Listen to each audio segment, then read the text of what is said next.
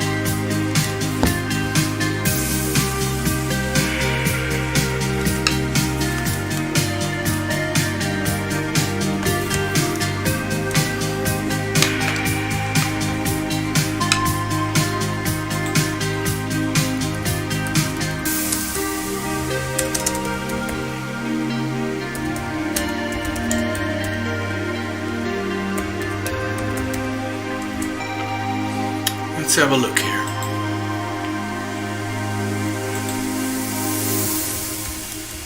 Give me a second now. I've got to start getting this. Got to get my little astrodoodle going here.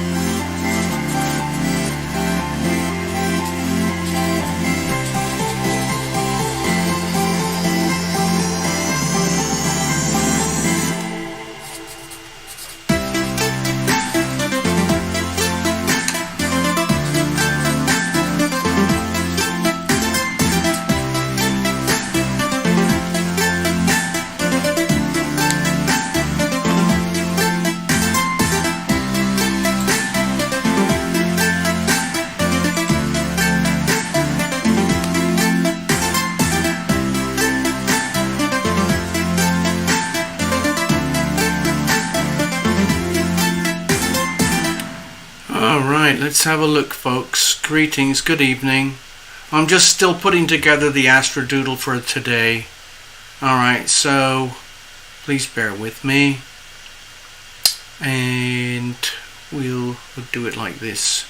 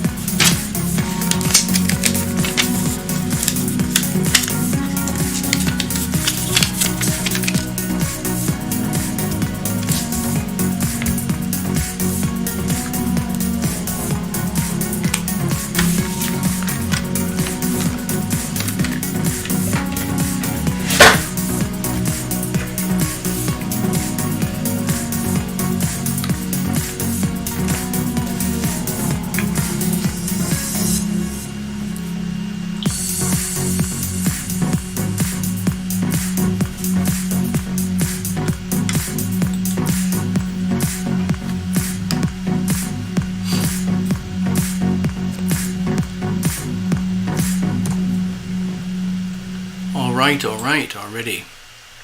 Good evening and welcome. It is Sunday evening here on the Pacific West Coast-ish time zone, PST. I'm actually in sunny Las Vegas, and it's about 108 here right now. So, yeah, figure that out. This is the Astrodoodle for the evening. You know, I've only been doing these shows every week. It's just once a week on Sundays, so there's a lot of stuff that goes on during the week that I never do charts to show to people. I do this pretty much every day for myself, but you know, I can only do so much, and so I'm sharing this tonight with all of you. As you know, I try to really simplify it as much as possible so that it makes it, you know, as easy as possible to understand things that are actually pretty hard to understand. I've been doing this for a long time, and I'm blown away by how little I know. So there you go. Anyway, just to give a quick outline here, the basics. A lot of these, of course, you know already. They're steady long-term transit. Pluto is in Capricorn right here, about 25. Saturn is about 8 or 10 or so, retrograde Aquarius. Jupiter is about 26 degrees, retrograde Aquarius. Neptune is Pisces and Neptune. Neptune is in Pisces, about 22. There's sad Chiron. I'm not going to deal with that. Uranus is over here in the middle points, and very harmonious with all this sweet Virgo energy over here. Mercury, Mars, and Venus. Very nice for Uranus. So it kind of gives a break. To me, it feels like it's a way to look at planet Earth and realizing, like, you know, all the incredible, crazy things that are happening right now are perfectly natural. So as tragic as it is for millions of people across Earth right now, with I guess you could say climate tragedies, it's perfectly normal and to be expected. Over here, our sweet North Node is under attack, as you can tell. This will pass, but the North Node I guess it's in some ways it's always under attack because we're always being induced to go this direction, but it's so much easier just to stay on the sofa and just hang out and try and cruise through life on autopilot while sitting on your comfortable situation. We have these sweet spots. There's the Virgo Scorpio sextile energy, very nice, thank you.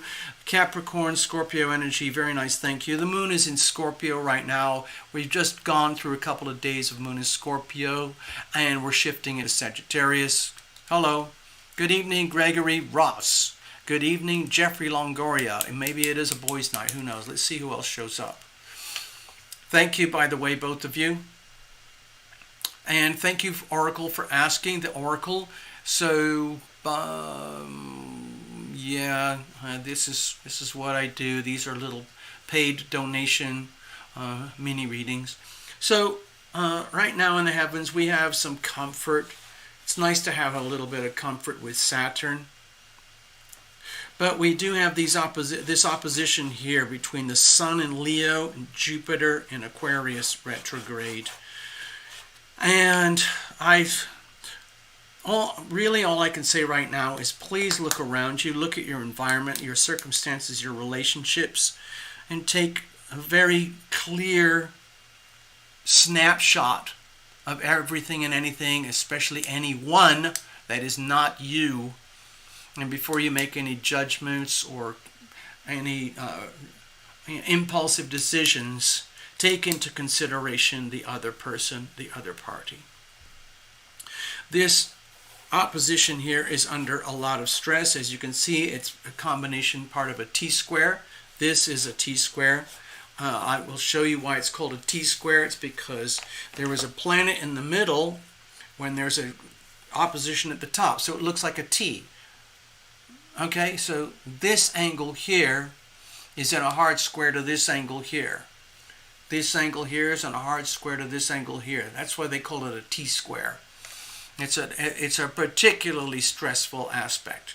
And it's happening to the whole of humanity right now. So don't take it personally. I'm just letting you know that it's out there. Hello, Incognito 11. Greetings. Thanks for stopping by. I'm just warming up here, going through the astrodoodle for the day, seeing what we can get out of this.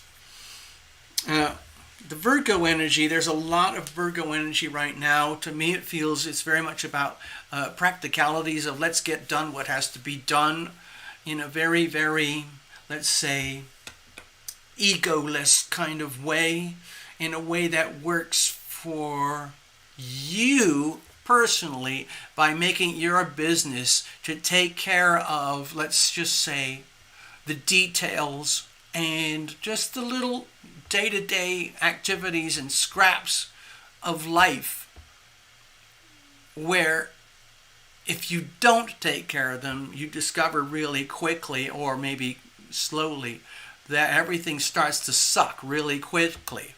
So when you activate the Virgo energy like it is here, Mars and Virgo, Mars and Mercury are almost conjunct, Venus is over here in Virgo. It's very, very supportive for taking care of business, just doing all the, I hate to say it, but like menial things that have to be done in order to make life good and wholesome and functional. And it has to be done. So we're doing it. At least I'm trying to do that. When I look at these things, I try to look at this as a weather map and figure out how can I make the best of this? How can I navigate through this bizarre thing in such a way that not only do I survive, but how can I actually benefit? And what I'm discovering is that the way that I personally benefit is by going into slow, intentional, almost scientific, meticulous detail about taking care of my own business, minding my own business, whatever that is. Washing the dishes, doing the laundry, taking care of my finances, taking care of my communications and relationships, anything and everything that is my business. Taking care of it and doing it purely for the joy and the sake of doing it without expecting any reward. There you go. Did I say hello to Incognito 11 already? If not, hello and good evening. So, anyway, there's something that I do with my astrology where I don't think other astrologers do it, but I tend to do it, where I take things in these kind of fuzzy, loose alignments. So right now we have this very tight T-square here, okay? And it's all in the later degrees, like in the high 20s, okay? Leo, Aquarius, opposition, challenging, even with a Jupiter energy. Scorpio energy, high degrees, challenging square. But what I do here is I just wind back a few degrees, and I'm actually figuring Uranus and Taurus over here, okay? Hello, Sarah. I see you, Sarah Lake Mitchell. Thank you very much. So, if I wanted to, doing astrology the Tarot Lumination way, I would actually put a squiggle in here. And I'm just going to do it. Watch this. This is how I cheat in astrology. Can you see that really close up? I don't know if you can see it on your screen. But I put a really small squiggle here, fairly low energy. But guess what that is? That's a massive, grand cross. Okay? That's square, square, square, square, square. It's a very stressful alignment.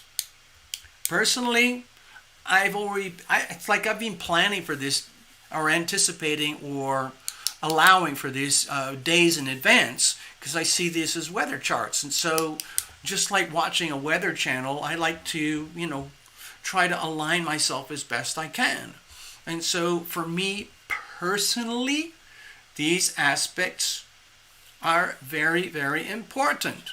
And so, I am literally minding my own business in the most detailed, responsible, meticulous way that I can, as though I am an employee of a very, very tough employer who is a very, very good employer of a very good business, and I respect them, and I just love doing a good job. Even though it is work and I might not necessarily get a reward or a trophy or an extra bonus at the end of the year, I still like to be in the, let's say, the most healthy and well-aligned aspects and frequencies of the energy field. I make it my business to do that. So since I personally knew that this was coming, I made it my business not to take it personally when things might feel very stressful, where I could project my anger, my frustration, my confusion, my rage. I could easily do that if I wanted to, but I choose not to. I choose to own this energy, and I choose to integrate that energy and make it my business to figure out, well, what can I learn from this? How can we grow from there? So I'm doing the best I can, and I'll share what I can with you guys. Okay? Yeah. What else can I... Okay, let me go over here. I want to say hello in person. Obviously, hello. Let's see if I can do that. Yeah. Here we are. Good evening. This is Terra Lumination. Good evening. There's a few people here. Hello, Sarah. Hello, Gregory. Hello, Incognito. Hello, Jeffrey. Hello, the Oracle. I don't know if the Oracle stayed or went, but, people, they want to know whether, how does this work? Obviously, everybody wants a free reading. I get it. Don't worry. I was getting all sentimental this evening because I was looking back on my dear channel. And I feel I have a right to look back because we are in the vortex of 4 massive retrogrades right now, and we're stepping into another one. That's 5 retrogrades coming up, and Uranus is in Taurus, and it's going to go retrograde. And so I personally feel that it's perfectly okay for me personally to take, a little walk down memory lane. Hello, Love Triber. Good evening and welcome. As you can see here, we are in sunny Las Vegas, but this is a nighttime shot. This is literally like what Las Vegas looks like when you fly into Las Vegas. Of course, this is really high altitude, but it looks very similar when you're flying in anyway. I've had to do it a few times now because of my transition from Venice Beach, California, over to Las Vegas. And I'm kind of up in these areas over here. Wait a minute, where is it? Somewhere over here. There's some mountains and things. And then this is the Big Nellis Air. There's a huge Air Force base over here. There's a lot of military here. But you'd never know except for the jets and the planes. Because those militaries, they live in their own world. Anyway, kite. Okay. So, yeah. I hope you all had a good week. I hope you're all coping or managing as best you can with the energy field as it is right now. Hello, Karen Clark over there in New Zealand. Let me see. It must be just after lunch or early afternoon over there in chilly winter New Zealand. There might be a kite. There's probably all sorts of kites, Love Triber, and I haven't seen them yet. Let me go back to the stage. You could say there's,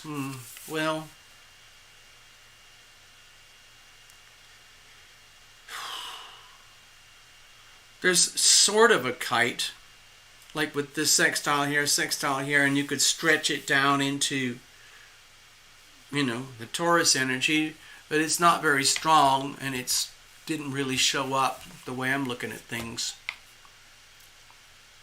I like the kites. They tend to be kind of sweet, beneficial energies. You have to stay alert, but in general, they're beneficial.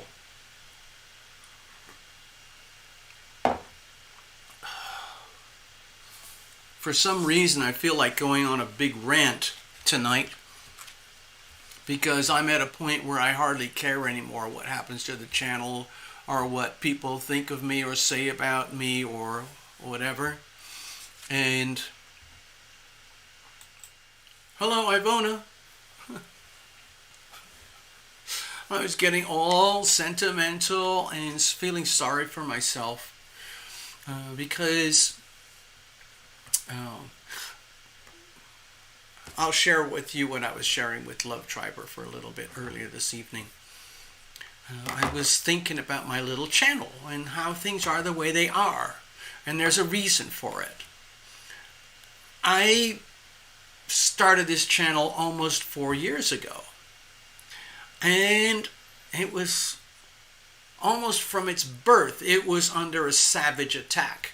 And then it had a moment of glory where it kind of blossomed and grew and grew and grew and grew. And then it was under a savage attack again.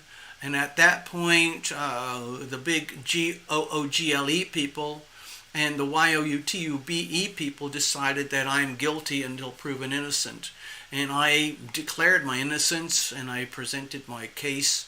But they decided, you know what? And so everything, the algorithm was like crushed. And instead of earning whatever it was, I was used to earning about $1,000, almost 600 to 1,000 subscribers every month. I ended up starting losing. So anyway, I decided, well, I'm not dead yet. And I just kept going, but it's like a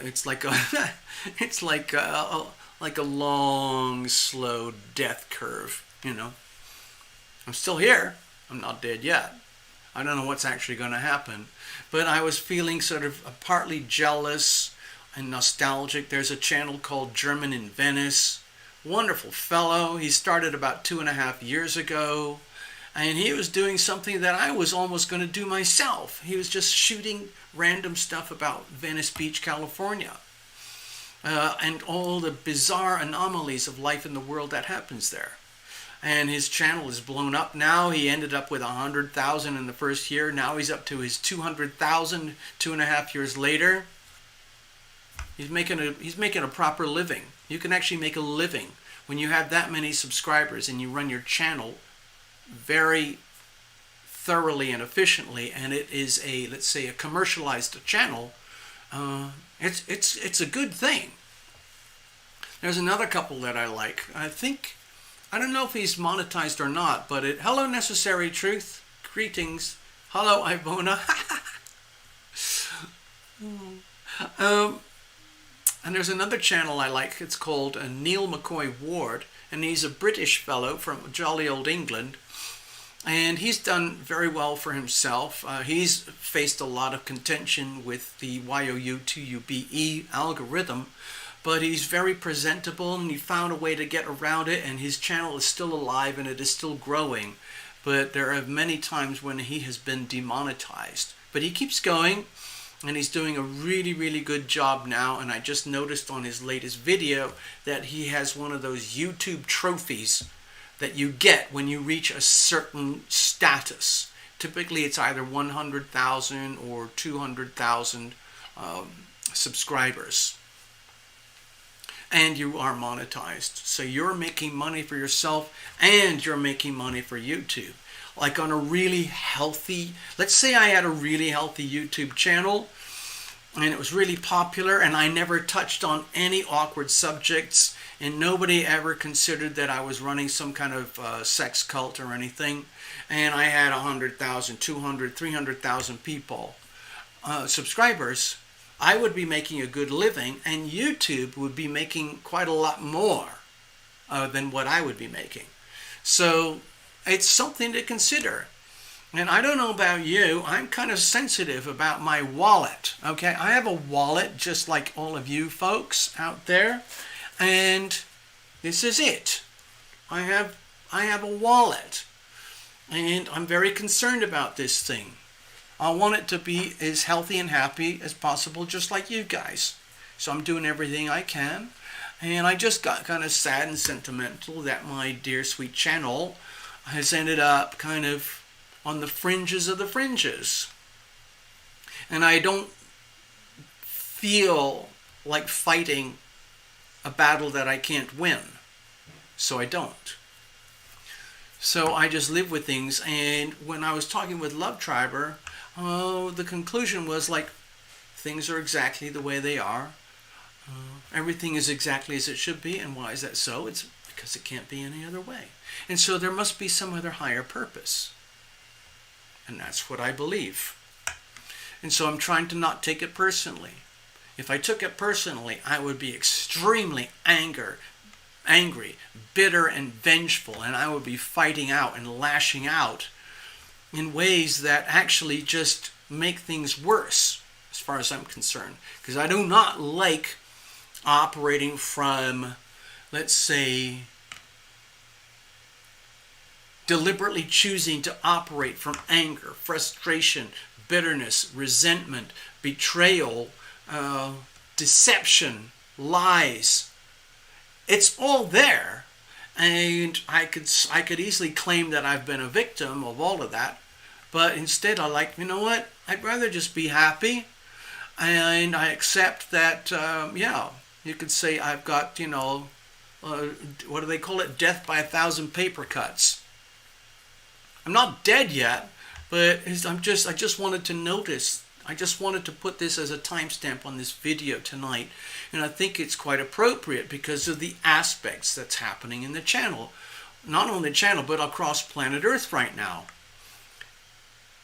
Again, I was talking with Love Triber earlier, and I'm really focusing on the energy of Pluto right now. Why is that so? My personal opinion is, let's go over here. See on my astrodoodles, you see this little blob here? This represents Pluto. We're going to get to the readings in a little bit, okay? Just give me some time here, all right? If anybody out there wants a reading, by the way, I should say that. Sorry, because I'm offering live mini readings tonight. Like super economy, fun, efficient, public. It's in a public arena. We already have 2 bookings in advance tonight, one from Gregory Ross, one for Jeffrey Longoria. We had an inquiry from the Oracle, and I replied that these are by donation.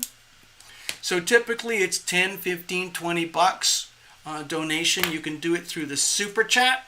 There's a little box just below where you type on the chat. Let's say you're watching the show. You've never ever done this before. You're not even logged in.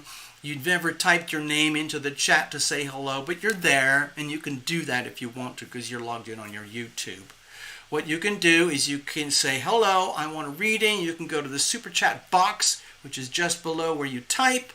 Click that. It opens up a payment processor, and kapoof, there you go.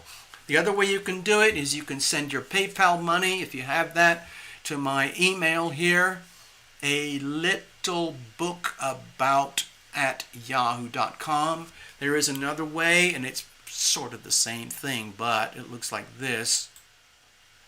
You go to terralumination.com on another tab, another window, another device. Go to the donate page, find the donate button, click that. It comes up with the payment processor.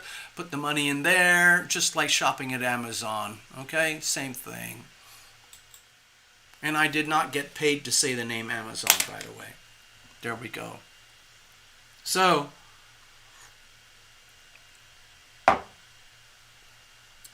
anyway, the point I was trying to get across is that I wish I had the nerve to do it here tonight. I'd love to show you these videos about human population over the last couple of million years, 100,000 years or so. I'd love to show you the movement of the tectonic plates on planet Earth over the last couple of million years. But those are copyright materials, and so I found I can't show them because I already got penalized earlier for doing that, so I can't do it anymore. I can't even play my own music from my other days. I can't play it on my channel. I got penalized. Crazy, isn't it? Anyway, the thing that I was really jumping out to me is because I've been doing astrology in my own personal, private way for decades, okay? And what I'm noticing is this theme. It's to do with Uranus, Neptune, and Pluto. I've talked about this many times. I'll just do a little quick doodle here just to get my point across visually. All right, here we go.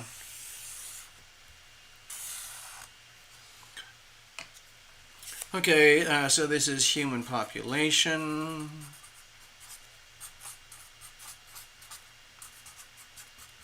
Or you could say development, advancement, or whatever.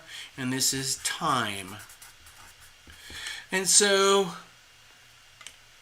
I don't know if you can see this, but humanity has been trackable through archaeology back for whatever it is, 100, 150,000 years. Let's just call it 100,000.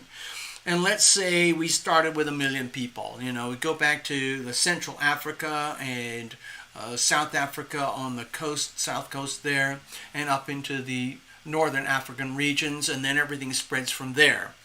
Okay, if we had a private show, if I wanted to get involved and do all these private shows, I would do all that, but I don't know, because the channel is shrunk so much. It's a lot of work to organize a show like that, and if I only have a couple of people, it doesn't make any sense. But anyway, what I'm trying to illustrate here is if this is 100,000 years ago, okay, and this is 1800s, the 1900s, and the 2000s, okay? This is what human population looks like, okay? Let's talk about like a million. 1 million, okay? And because, okay, I'll just show it to you closer, okay? I love that. I wish I could show you the video, but anyway, so humanity has a very high birth rate and a very high death rate. I'm sure you all understand that. It's because things were very primitive and you catch diseases. We don't have a lot of knowledge or skills that are developed, and so the population growth, it looks something like this over time: 1 million, 2, 3, 5, up to 1 billion, and this is kind of a logarithmic scale. 1 million up to 10 million, up to 100 million, up to 1 billion, and up to 10 billion, and so on, okay? So this is a logarithm, well, it's more than a logarithmic. 1 million, 10 million, 100 million, billion, 10 billion, okay? So I can't fit it in this chart, otherwise I'd have to have a huge piece of paper that goes all the way to the ceiling of this house. But anyway, so it looks like this. Time 100,000 years ago, up until about the 1700s, we only had a few million people, maybe 300 or 400 million people, maybe up to 1 billion, okay? And then we hit the 18s, 19s, and 2000s, and it goes like this, okay? So we have a real problem here, because it's very interesting to me how this time period here, okay,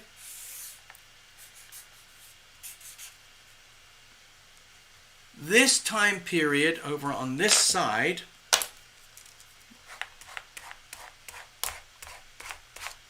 you get it? You see where I'm talking about here? This time period corresponds to exactly the same time period in which Uranus, Neptune, and Pluto were discovered by humanity. And the beauty of the discovery is that I believe that we advanced dramatically in terms of evolution, scientific, spiritual, emotional, financial, material, knowledge, information. Just think about everything that happened in the last 200 to 250 years. It all happened during this cycle where Uranus, Neptune, and Pluto were discovered as physical realities out there in our solar system. Okay? And my feeling is that the astronomers back here in Egypt and Greece and wherever in Rome, they knew that this stuff existed, but they couldn't prove it. And so everybody existed in a spiritual, psychological, emotional range at this level. Anything above and beyond this level was attributed to spirits or demons or the gods or, archetypal, multiple gods, Hindu gods or whatever. Instead, below this level here on this side, a lot of energy was attributed to, Sun, Moon, Mercury, Venus, Mars, Jupiter, Saturn, Uranus, Neptune. Sun, Moon, Mercury, Venus, Mars, Jupiter, and Saturn. Because all of those planets were visible. And they had they had 100,000 years to correlate human evolution behavior with the movements of the planets, which generated something that we call astrology today. The thing about astrology today is we now have access to all this, and this information. And this is the scary one here. Like with Uranus, it was discovery of things like, electricity, science, okay. Wow. Neptune, discovery of I would say the great beyond heaven spirituality. It's real. Heaven is real. Pluto, you come down to the absolute raw power of humanity. Of just like, okay, all of that stuff's wonderful. Thanks for talking about what you're talking about. Blah, blah, blah. Tarot Lumination. And that's great. But when you talk about the Pluto energy, it's almost completely, let's say, irrelevant about how amazing we are as humanity. The question becomes, what are you going to do with all of that? What are you going to do with all your power? Let's just say, hold on, let me go over here. Let's just say you, as an individual, or your family, or your town, your village, your society, your culture, your gender, your group, your country has a certain sort of identity and a certain behavior. Okay? What are you going to do with that? It all comes down to power. Pluto is all about power. And then power comes down to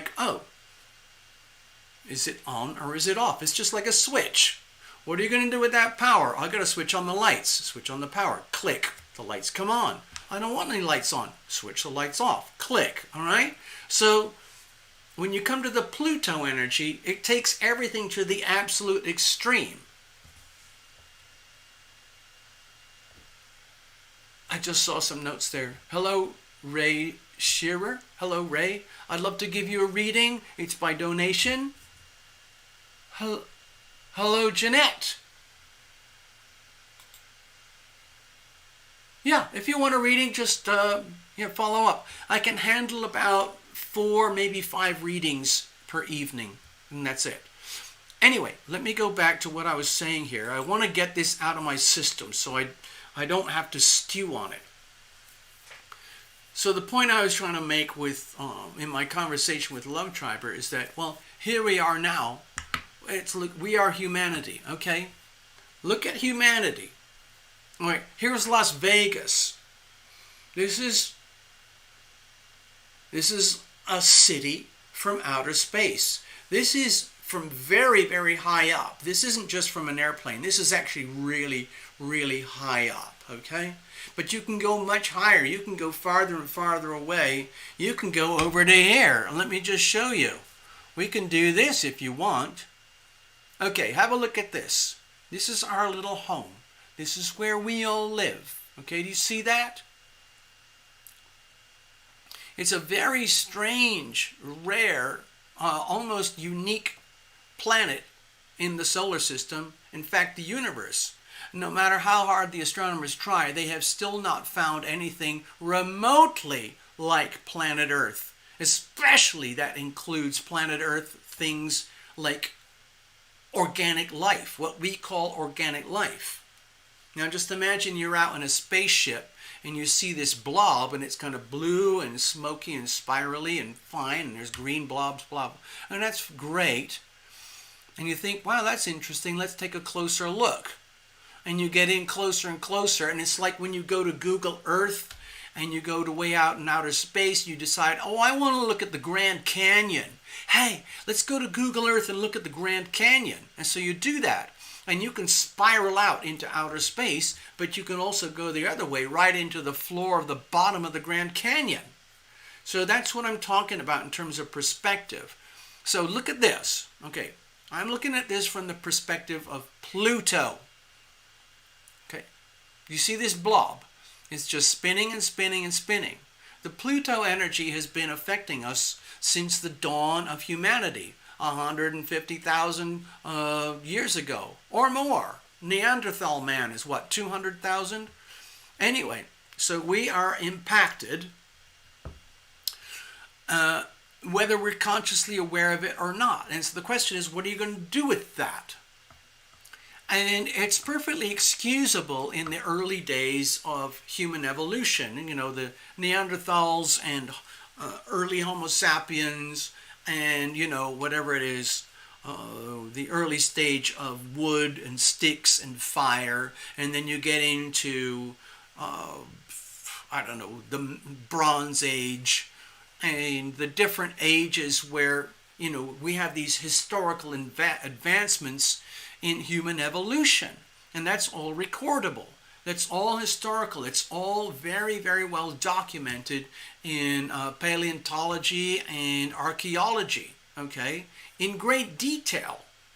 And it's very, very clear when you look at it, when you get really close up, like over here, okay, for example, here's Las Vegas.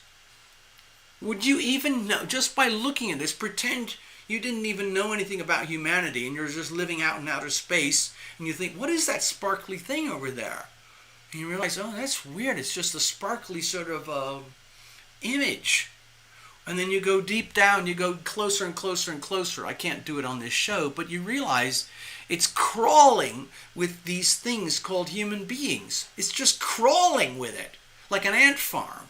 You know, and they go along in these little boxes that look, they move around, these little boxes that are called automobiles. And then when they're finished their business for the day, they get out of their automobile and they walk somewhere and they get inside another box. And that box is called their home. And if you would observe that from outer space, you might think, wow, that's really weird. What are they doing? And it's a little bit like coral reef. You know, the coral reefs, the corals, they build these little calcium structures. They pop their head out for a few hours during the day. They gather food substances, and then they go to bed at night. And then they digest, and they repeat, repeat, repeat. So I'm trying to get closer and closer into focus with humanity. And then you get really, really tight focus. You realize, like, oh my God, there's 7.5 billion people now. Instead of, you know, a million or 300 or 400 million people, wow, we're talking about 7.5 billion now, saturated all over planet Earth. Anywhere on planet Earth that can be inhabited is now inhabited above and beyond capacity. And so guess what's happening? We're reaching a point of critical mass. And I think that's very much to do with the Pluto journey. power. It's just absolute power. You know, forget the mystical work. Forget the yoga. Forget the science. Forget all the medicine. Forget all the wonders of television, blah, blah, blah. I'm talking about raw power. Every moment of every day, what are you doing with your personal power? Are you allowing yourself to be conducted and led by some other entity that apparently has more power than you? Are you authentically aligned with your own power? Are you abusing your power? My personal feeling is that humanity is witnessing its own first ever Pluto return. And it can only be witnessed through this entity that we call the United States. Okay, there's the chart of the United States in a simple form. And it has a Sagittarius rising. And it has a Capricorn sort of over here in the second-ish sort of house area. And Pluto is over here in the 27 degree mark. I believe it's 27. I can't remember. Okay? So this is Earth. But in particular, it's Earth USA.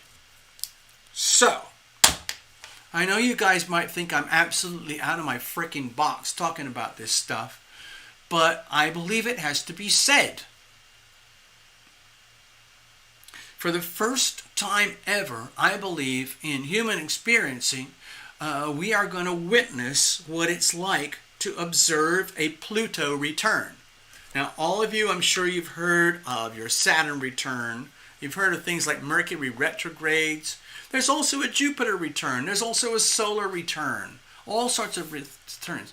The famous one is the Saturn return because it's usually very painful because most people are not as evolved as they would like to be. And so when they hit the first Saturn return, which is at about 29 and a half years, things can get a little bit bumpy and painful. So we feel things like depression, loss, failure. I want to kill myself. I want to kill somebody. My life is a mess. I'm in ruins. And that's just a very neutral presentation. It's just like getting a school report from the teachers. Like, well, dear person, you scored about 3 out of 10 because you did not do a very good job for your first 29 and a half years. So now you've got another, hopefully if you can live to about 59 years old, you have another chance to make amends. So that's a Saturn return. The Saturn return is very well known in astrology. It's famous for being very painful. Well, guess what? There's this thing called the Pluto return as well.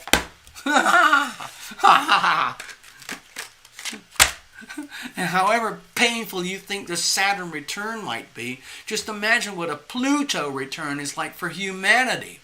And I think we're going to get a glimpse of it for the first time ever in recorded conscious awareness of human existence. The Pluto return goes like this. And it takes about 250 years, which happens to coincide with 1776, the birth of America, where the Pluto at the birth chart was at about 27 degrees Pluto here.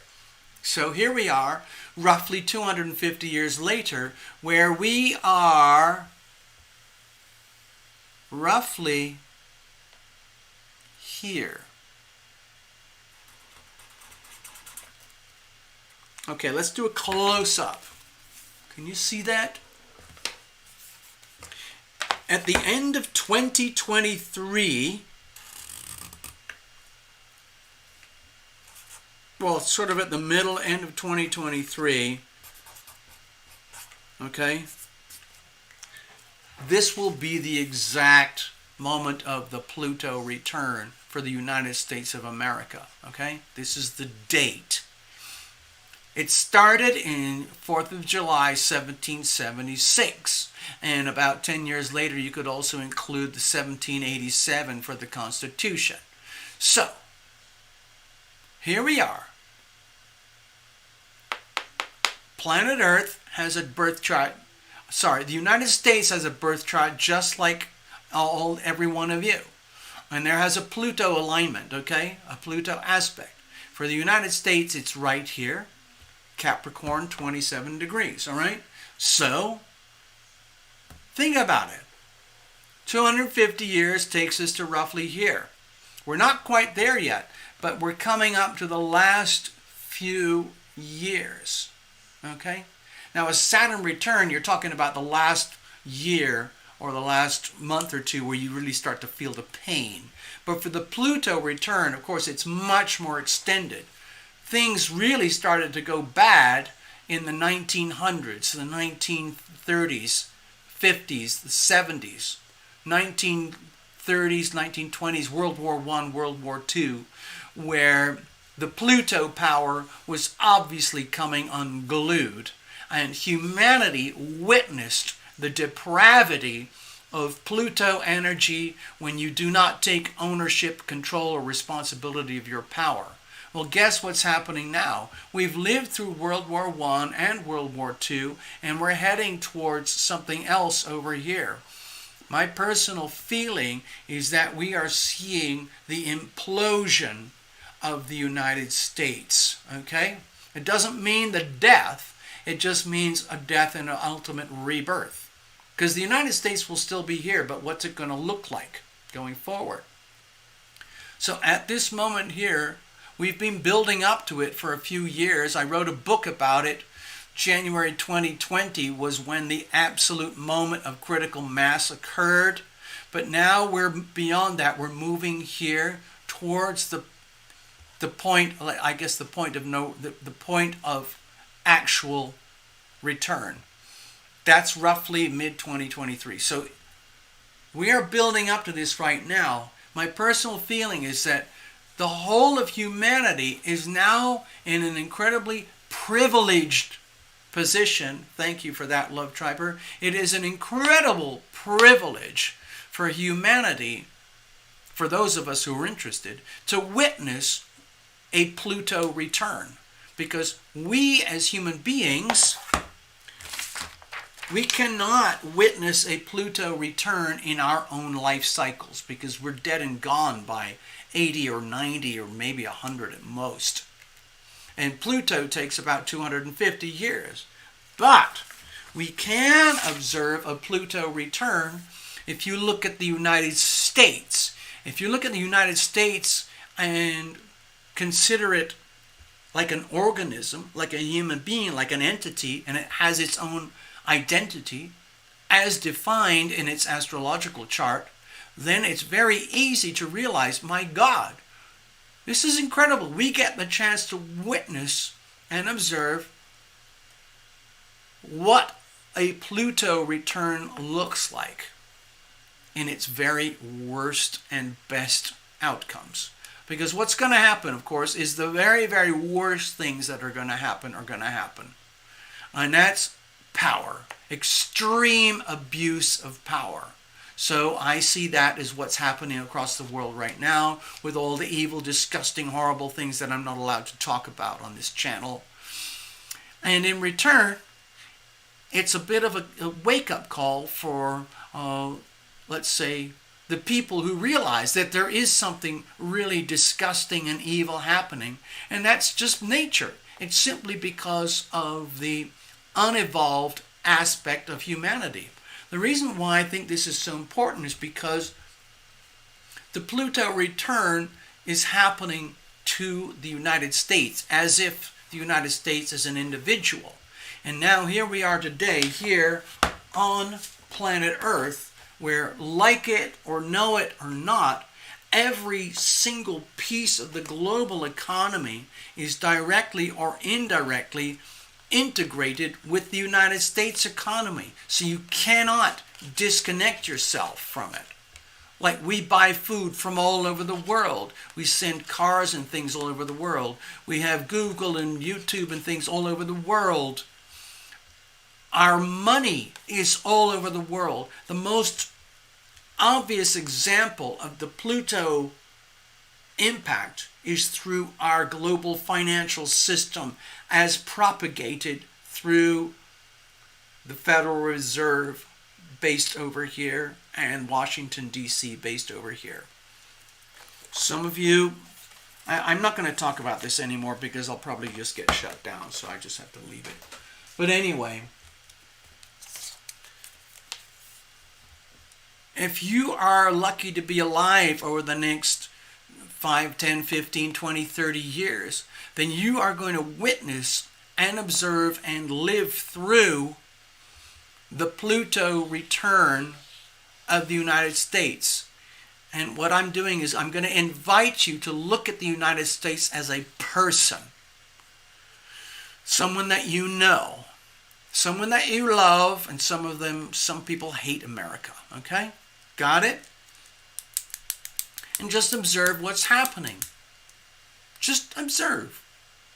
And it should be pretty obvious across the whole of planet Earth what's happening right now with all the disgusting, evil perversions of power that are being enacted and mobilized by certain people who are, I would say, empty.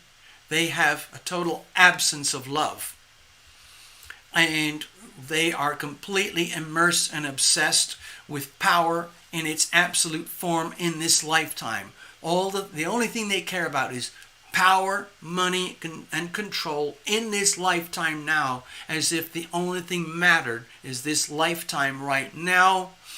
And you have to have as much power, money, and control in this lifetime right now, or else. So I don't particularly feel that way. I believe we are infinite beings, and I will be back again in another lifetime. But for the people at the very top of the pyramid, you see this little pyramid here? There are people at the very, very, very top who are operating from the perspective of Pluto energy at its most unevolved behavior. In other words, they have access to all the power that comes with Pluto, but instead of doing something beautiful with it, they're doing something disgusting and evil. It's a choice. And we have to deal with it. So the way I see it, it's like a massive cancer. Like a massive, massive cancerous tumor that is spreading all over planet Earth. You can't see it from over here. So look at it from here. Planet Earth is the most amazing, unique thing pretty much in the universe, as far as I can tell. There's comets, planets, stars, nebulae and everything like that. But planet Earth is very weird because it has this thing called organic life. And we're smart enough to figure out so far that up to this point we haven't found anything else similar, not even close. So this is a very, very special place. And we are here right now. If you look at it from over here, it doesn't look too bad.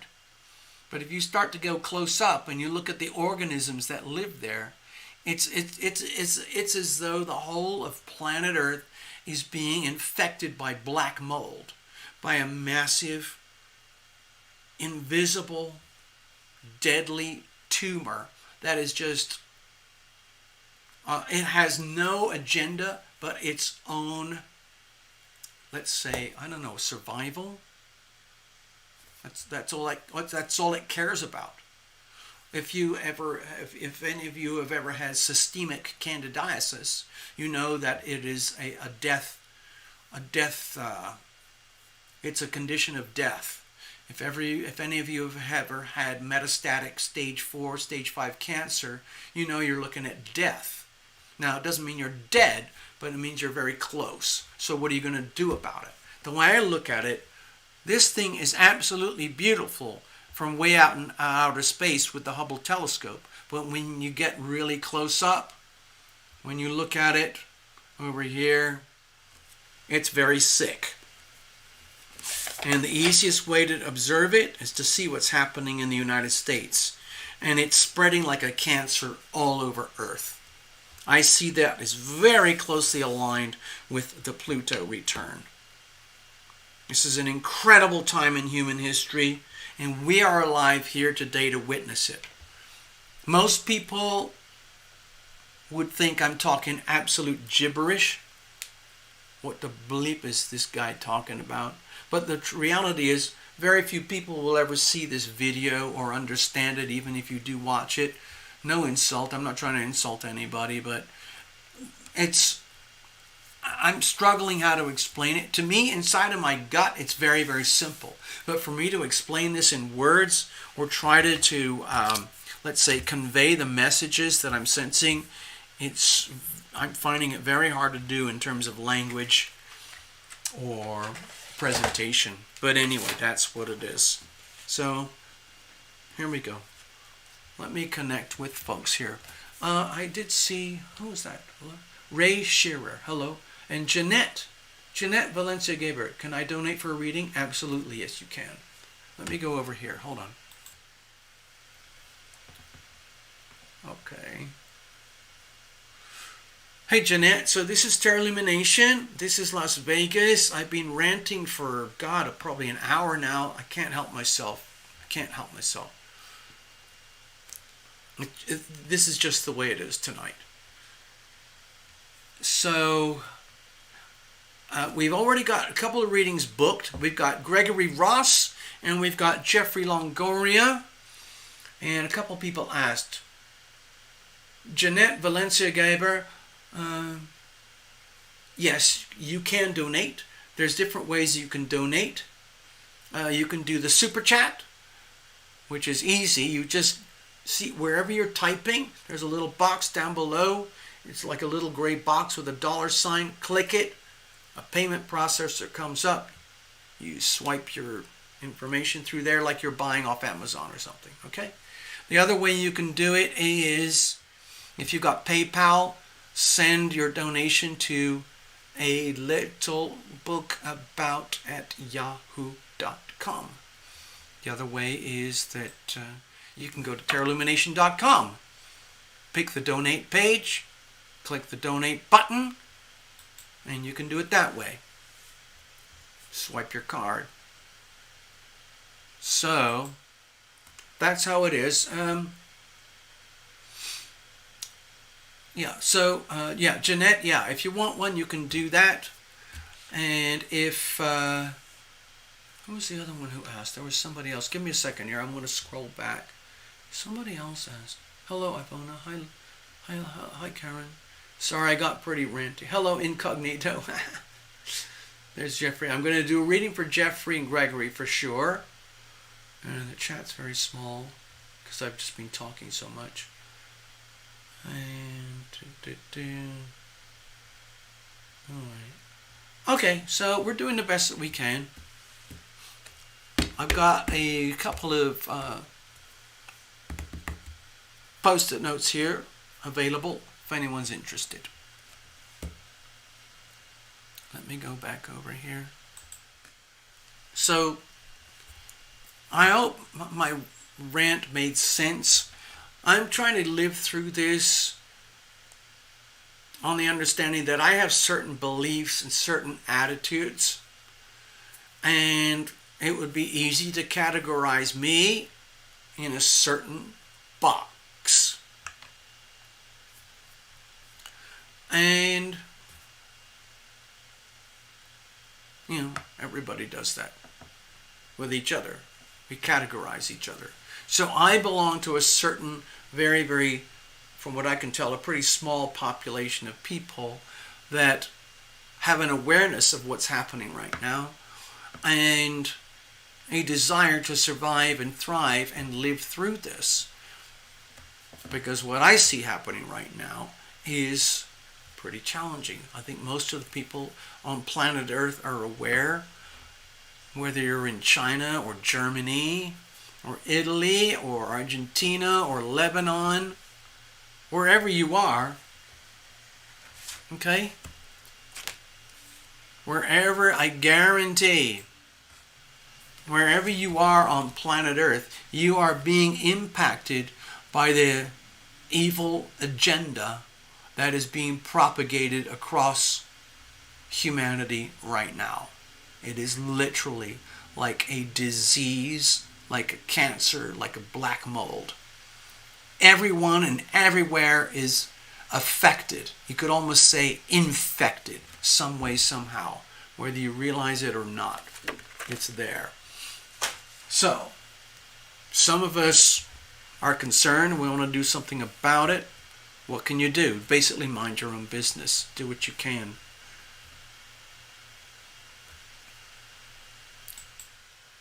All right. So let's dive into it. I don't want to keep clients waiting. They've already paid good money to have their mini readings, so let's do them. If we get any more else, anyone else, it's fine. If not, let's see. Let's have a look over here. Hold on. Yeah. So I'm going to put this aside for the moment, and we'll get to the readings themselves. I should probably put this under here too.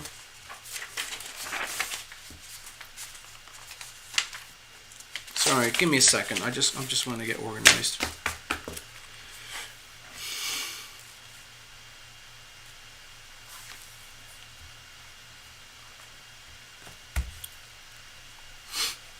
All right. First up, Mr. Ross. Let's have a look here. Now, some of you know that I've worked with some of you plenty of times before. But everything, I like to keep it as though it's a brand new experience. I don't store a lot of information when I do formal readings for clients. I create a file, we record it, we send it to the client, and then in a week or so, my file is destroyed. It's better if I don't know. You know, like if you do traditional healthcare, they keep all sorts of files and records on your history. In my experience doing what I do, it's better that I don't know anything about the past or anything about the future except whatever happened through osmosis. So, it's almost, so in other words, we treat each day, each reading, each situation as new. All right, here we go. Hold on. I see that, Love Triber. That is really good. Hello, old son. Did I say hello already? Greetings, sir. Love Triber says, we, the people, are the cure. Wow. That should be a bumper sticker. Seriously. We, the people. I'm going to put that on a post-it note. That's so awesome.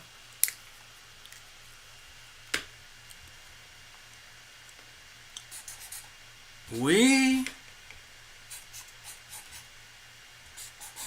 the people, are the cure. Look at that. Look at that. That's kind of got a subtle hidden message to it if you have heard anything about the United States Constitution or the Declaration of Independence. Look at that. Oh, thank you, Love Triber. That's so awesome. How are we going to deal with what's happening? Because what's happening across the world is pivoting around the United States. I'm going to put that over here and just leave it. Oh, that's beautiful. Thank you. So, wow, Gregory, that is a big, that's very, very kind. That's very altruistic. Before I even get into your reading, Gregory, here's what I'm sensing. What I'm sensing is that you are already sensing this benevolent energy here. Look at this. Jupiter in Aquarius. It's almost like you wrote that. I would like to know what I can do to help the United States during this transition. That's like the benevolent energy of Jupiter in Aquarius, which is all about humanity and community. We are one. Also, it's very interesting. I don't know if any of you noticed this. You might have pointed this out. But the United States is born with the Leo North Node and the Aquarius South Node. The United States is also born with Moon in Aquarius. So can you see how all my gibberings tonight, all my rantings, might have a little bit more relevance than I would have done on other shows? In other words, this energy field is being activated right now. I feel quite animated about the subject matter that I've been bringing into focus. And so look what's happening there. Gregory says, I would like to know what I can do to help the United States during this transition period. It's literally like, how can you help your best friend? Because for the people here who are United States citizens, I don't know if you're aware of it, but we are incredibly privileged in so many ways. Maybe you don't see it or think it or feel it because we've all taken a lot of knocks in our life. But, you know, when you compare our lives today in America compared to maybe like 2 billion other people on planet Earth, we got it pretty good. And it would be good to keep it good because then we can lead by example. So Gregory has a very, very valid point there. It's really about living and leading by example. So, yeah, wow. The United States is born with an Aquarius South Node. I'll do it like this for illustration purposes. There's the South Node, okay? And actually, you know, if I start talking about that stuff, I'll get stuck in the mud, okay? So anyway, the point is this axis is very, very relevant. Oh God, you know what? I'm going to just do this. I don't care if I get shut down. Give me a second here. Love Triber, please forgive me, but I'm going to do this. Now, I'm going to set this up, see if I can do this here. Okay,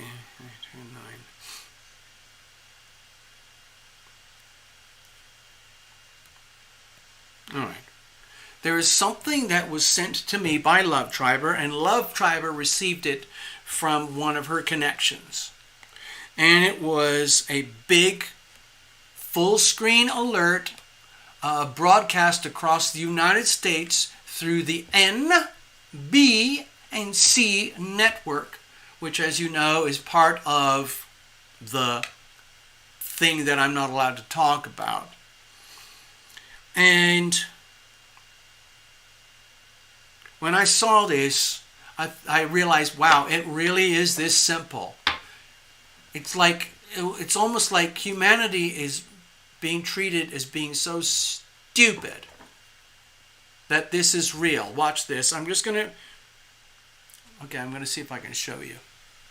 Can you see this? Can you read this thing here? Oh my God, it's not working, is it? No, it's not working.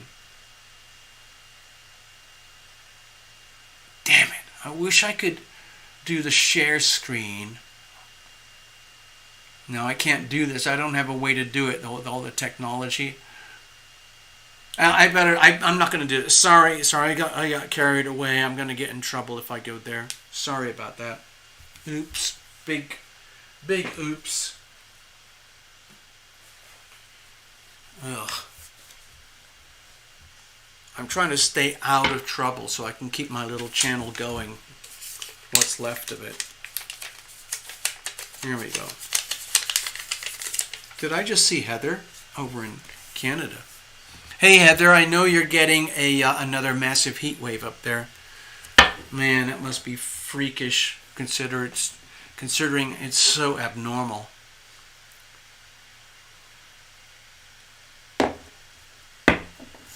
Okay, let's do the reading for Gregory.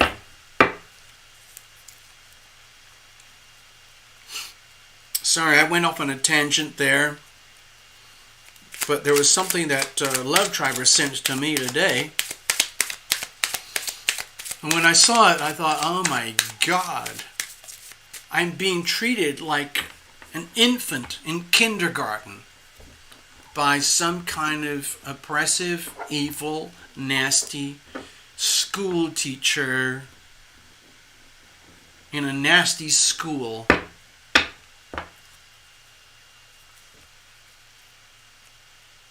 Ugh, damn it. Sorry, I have to clear this. Let's clear all this, clear all this, clear all this, clear all this. Okay, there we go. Done. Whoosh. Gregory, that's very altruistic of you. It doesn't surprise me. You're a very kind, generous person. You're a very, very selfless person in so many ways. Everybody who's out there who's not aware, I've worked with Gregory quite a few times, and there are certain patterns that, are consistent. And one of them is something that I just mentioned. He tends to be very kind, very selfless, and very concerned about other people's welfare, and makes it, makes him a man of the law. And we're talking about universal law, not manipulated, corrupted law, human laws.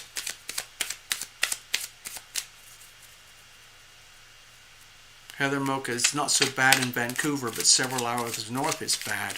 That's crazy. You're talking about 1,500 miles north of Las Vegas. Freakish, man. All right, Gregory, let's see what's going on.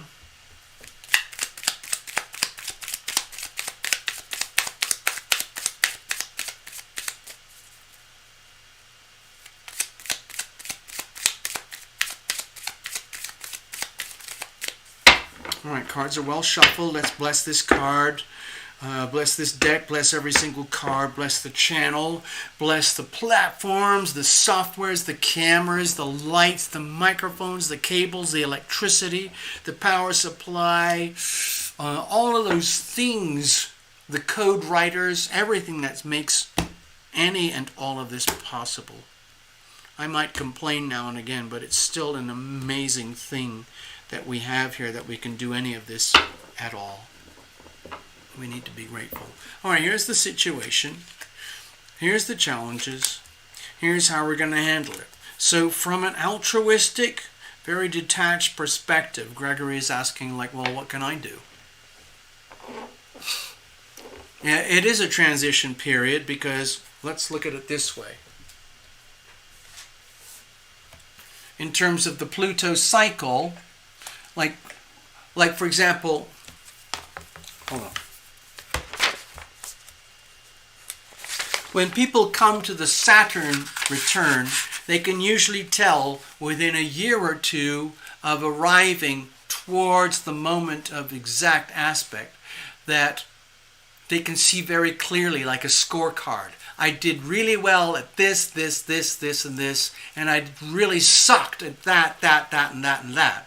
And typically what happens for most people is they feel the pain a lot more than they note the success. Some people actually do have amazing Saturn returns where they arrive into their moments of glory and ascendance like at age 26, 27, 28. And by the time they get to 29 or 30, they have already fully ascended into their maximal self. That's actually statistically pretty rare. For most of us in humanity, the Saturn return is a bumpy ride. It's a significant chapter in life. It's the same thing here. This is the Pluto return, but it's much bigger, much deeper, and which goes down to the depth of the soul, and it's ultimately about raw power. It's almost like forget love, forget spirituality, forget imagination, or it's just raw power. Because anything and everything that we do in life requires power. We have to put power and energy behind our decisions and our actions. So the question is, are we doing something? Are we loving or not? In other words, be loving and be loved. The opposite is negligence. If you're not consciously being loving, then you're not consciously going to be loved. So it's a heavy burden. It's a heavy responsibility, the Pluto return. So this is a transition. We here on this channel, we're going to live through this transition over the next few years. And then for the next 20 years or so, we're going to live through Pluto in Aquarius. And it's going to be very rocky, very dynamic, very unstable. There's going to be a lot of advances in science and robotics, computers, technology, information, all that Uranian stuff. And the question is, how does the power move through that? All right, so Gregory asked, well, what can I do? How can I participate? How can I help to get through this transition? So let's look at the big picture. What's around? Oh, okay. So we have the Wheel of Fortune. Okay, to me this is sending a really strong message.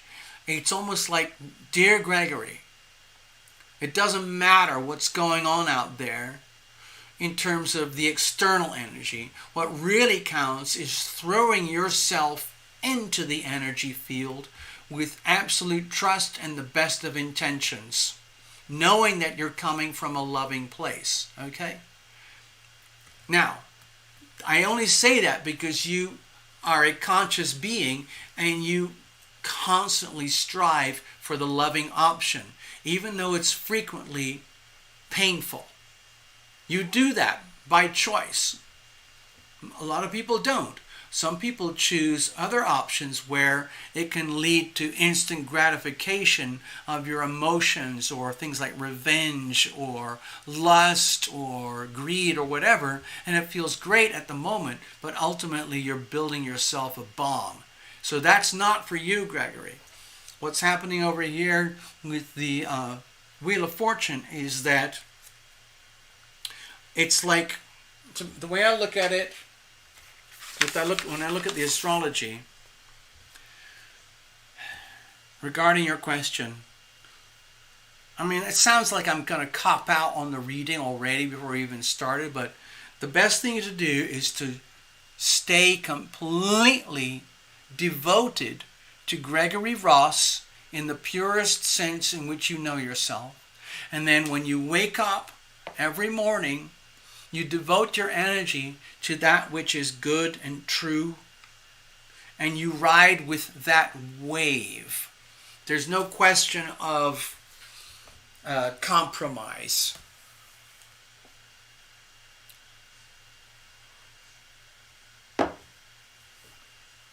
And that's what's surrounding you. And because this is neutral energy, you don't have to do that, but this is a really powerful energy field.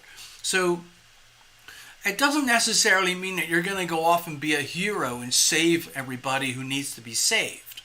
Or, the best thing you can do is literally save yourself in this kind of condition.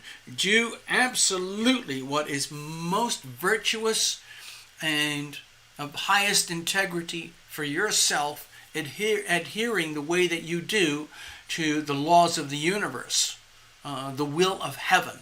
It's difficult, but it can be done. Uh-oh, incoming. I got it. I got to grab it quickly, Gregory. Hold on. Melanie McCall just arrived.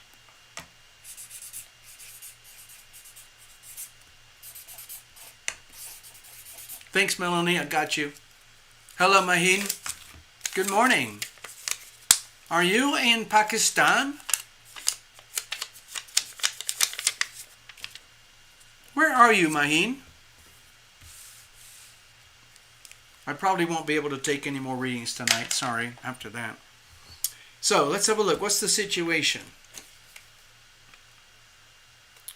Oh, wow. Huh.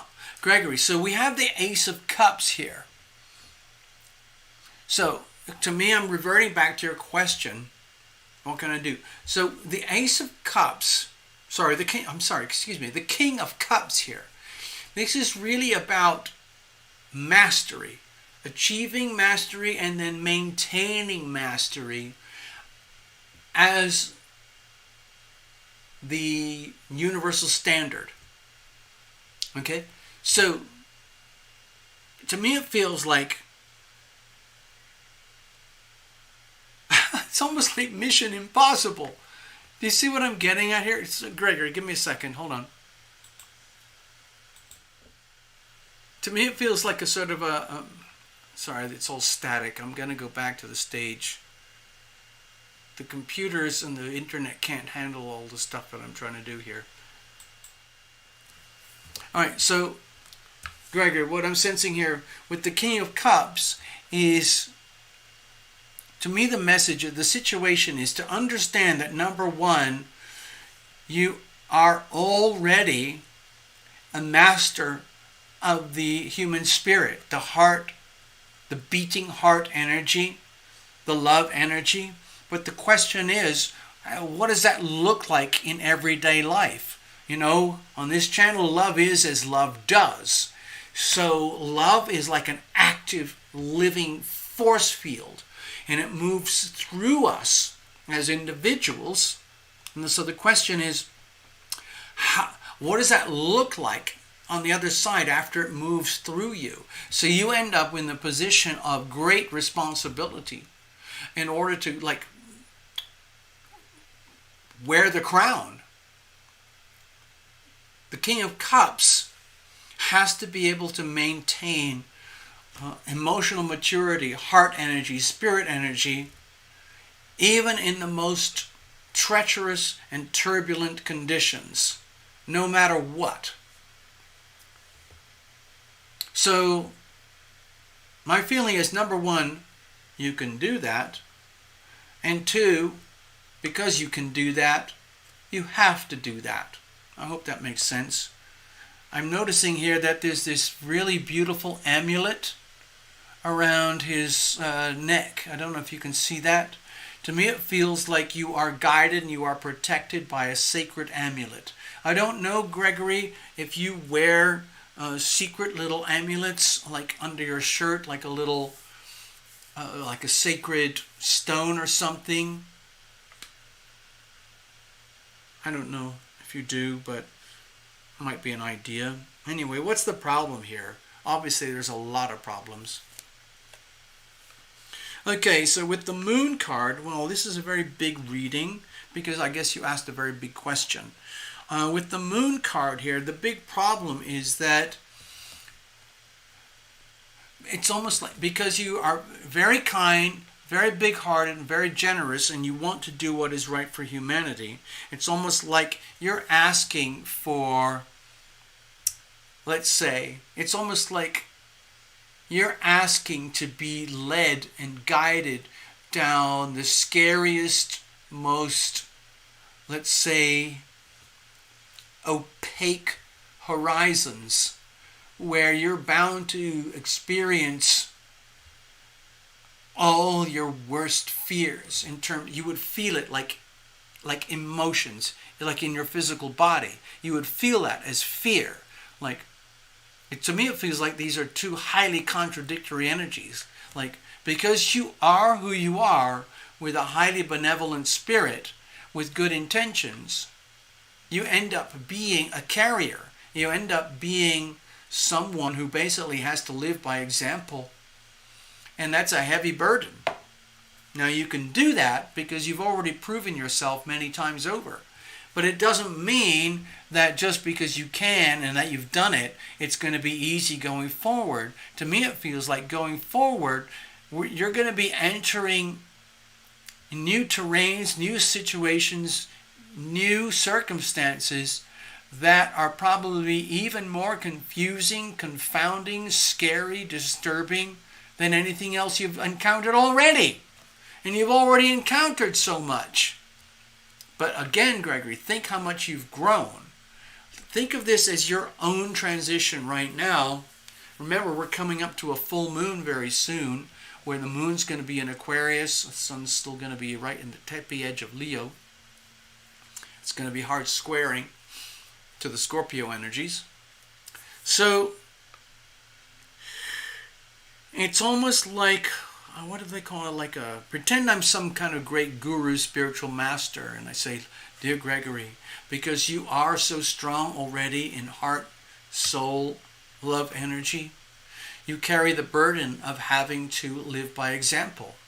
And you can do that. And the problem is, because you can do that, you will be led through the equivalent of challenges. You know? Some people couldn't handle it, and they would fall apart, and they will never be expected to live through or handle the challenges that you're going to meet.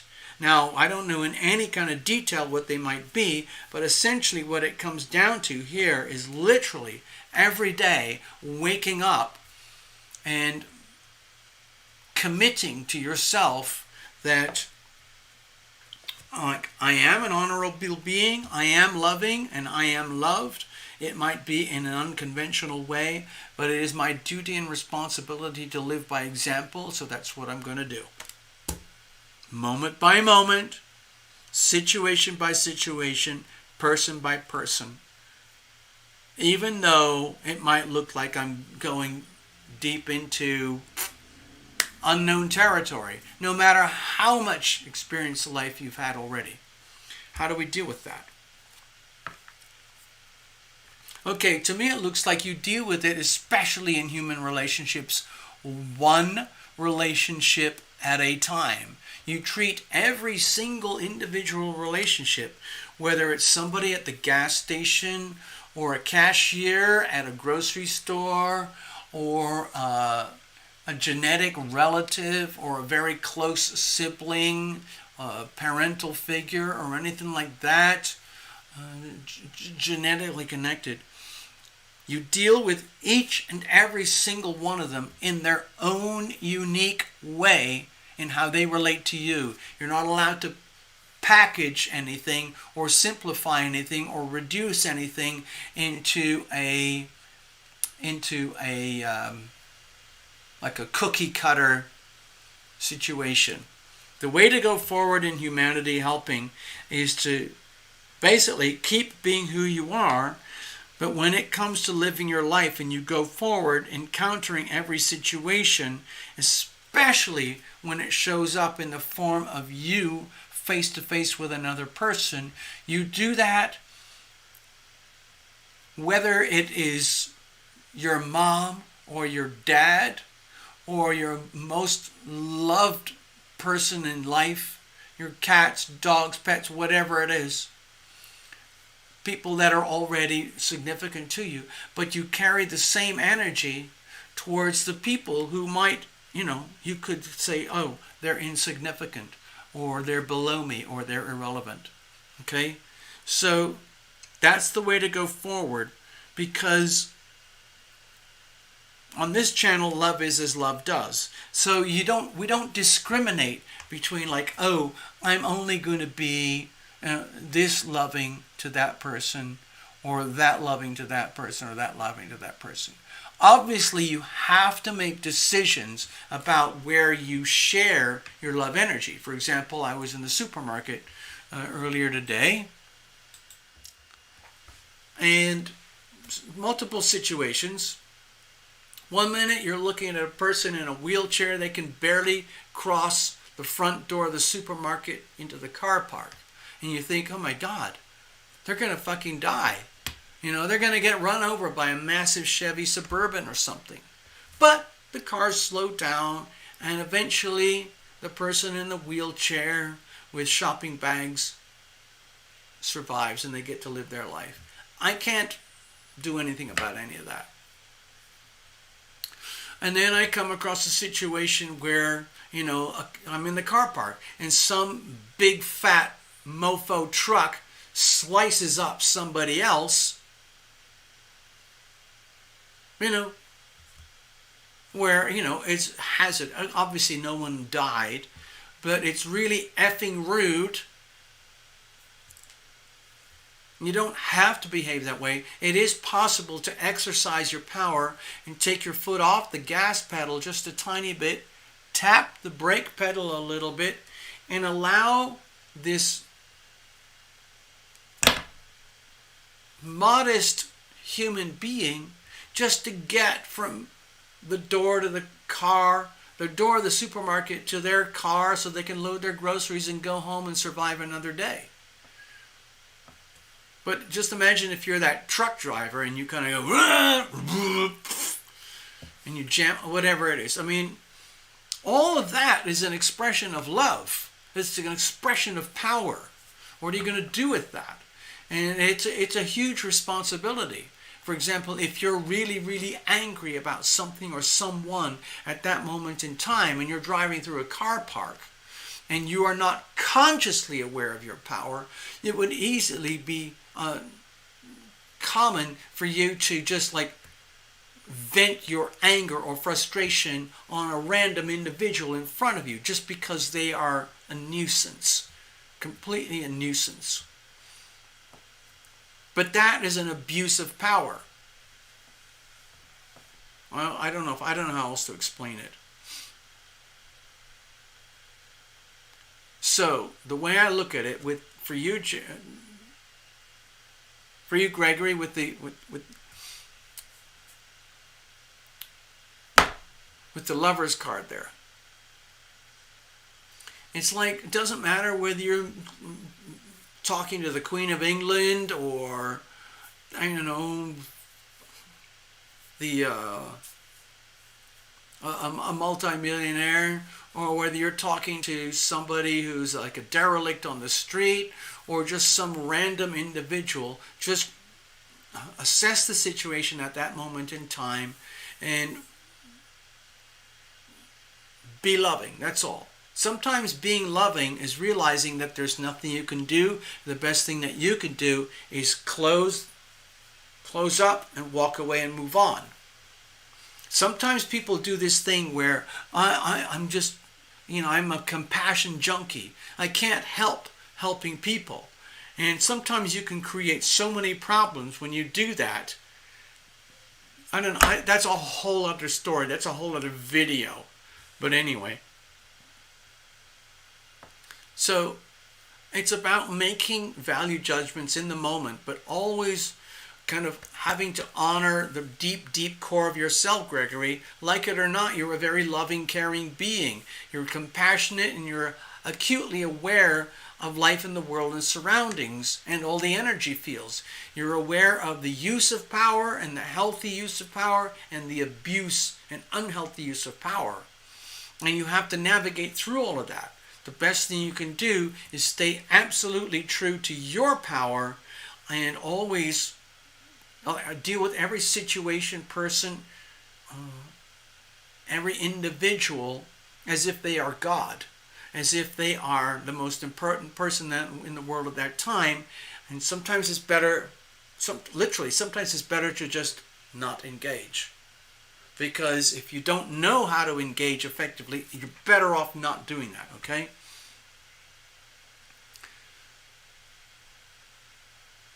I hope that made sense, Gregory, because all of us suffer from that. Like if you have an element of kindness in your being, and every now and again you come across homeless people or derelicts or people who are suffering or confused or lost, and you know that if you could just intervene, you could heal and help in so much. But the reality is, sometimes that translates into just mind your own business and let others live their own journey of hell and joy. You live your own journey of hell and joy, and that is at your frequency. Okay? You got to stay at your frequency. You're not allowed to dumb yourself down. That is illegal. You can't do that. You have to stay at your highest frequencies. Understand that you are guided and you're protected. You're going to be led into new environments, scary territories but you deal with each situation in its purity. Okay? Each person, each situation. whether it's a marriage partner, a sibling, or a complete stranger. They are all in their own way the embodiment of God, and they will appear to you at the moment and the right time for this reading to manifest. Obviously, there's a lot of stuff that you can't do to affect humanity. The best thing you can do is be your most awesome self in the moment now, especially when it's confusing and scary, and then treating it as divine, divinely blessed, and it has meaning and purpose, even though you might not understand it at that point in time. Okay? Thank you very much. That's your reading. Okay, let's, I got to take this apart now. Up next, Jeffrey. I'm going to shuffle up. I'm going to put a, gosh, I've been going non-stop. I got to put on a tune or something to help myself get, deal with this. I'm going to shuffle cards, okay?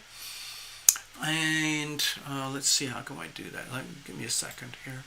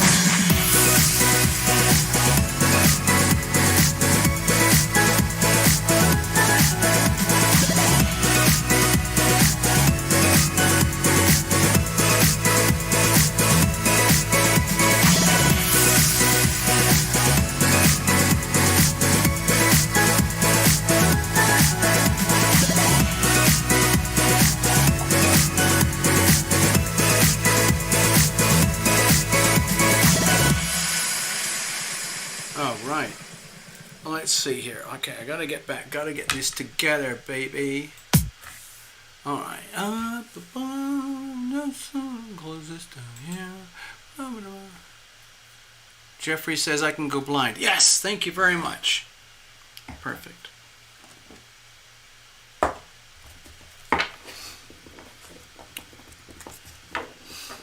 All right, cards are well shuffled in advance. Thank you, Jeffrey. Please be patient, Melanie. I know you just got here recently and you just booked a reading. Thank you very much. You're coming after Jeffrey. I have no idea what this reading is going to show. We'll see. And let's have a look. All right, I'm just going through the chat thingamies, you know.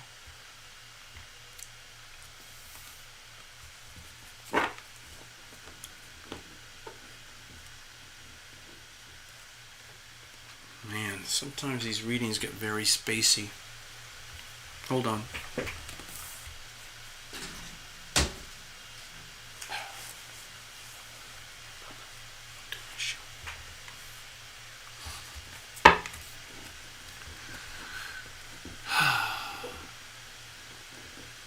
Hey Jeffrey, I haven't really had a chance to look at any of your chat, so I don't even have any sense of connection right now.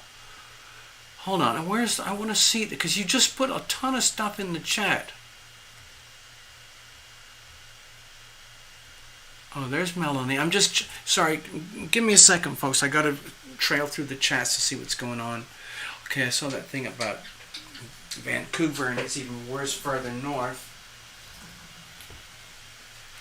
And then, hello, Maheen. Maheen didn't write back. Jeffrey's, good morning. Oh, there's Diana Lynn. Hello, Diana. I just want to check in. Give me a second, Jeffrey, okay? Diana Lynn says, hi, TL. Lots of challenges and so much going on. I continue to keep my head low. I still have my garden and chickens and my job, and I am grateful. Grateful of many things. I so appreciate you. Wow! Hey, Diana, thank you. My God, I would love to do a follow-up with you.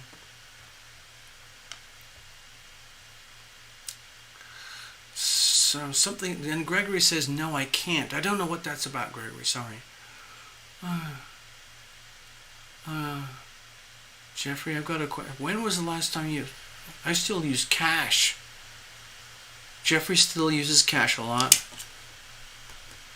Love Tribe is saying, keep the cash flowing. Pay cash to a cashier. Jeffrey says, I hate checking myself out when I have a lot of... I agree. Okay, Love Tribe. Sorry, I'm scrolling through the chat. I don't care if it's one item. I feel like I'm helping someone keep a job and not being replaced by a robot or computer. So true. And it says, in Ohio, there is still a coin shortage. Paying cash can be annoying at times. Yes, it's true. I know the banks and the CABAL are trying to eliminate cash and turn us into these digital, let's say, bots.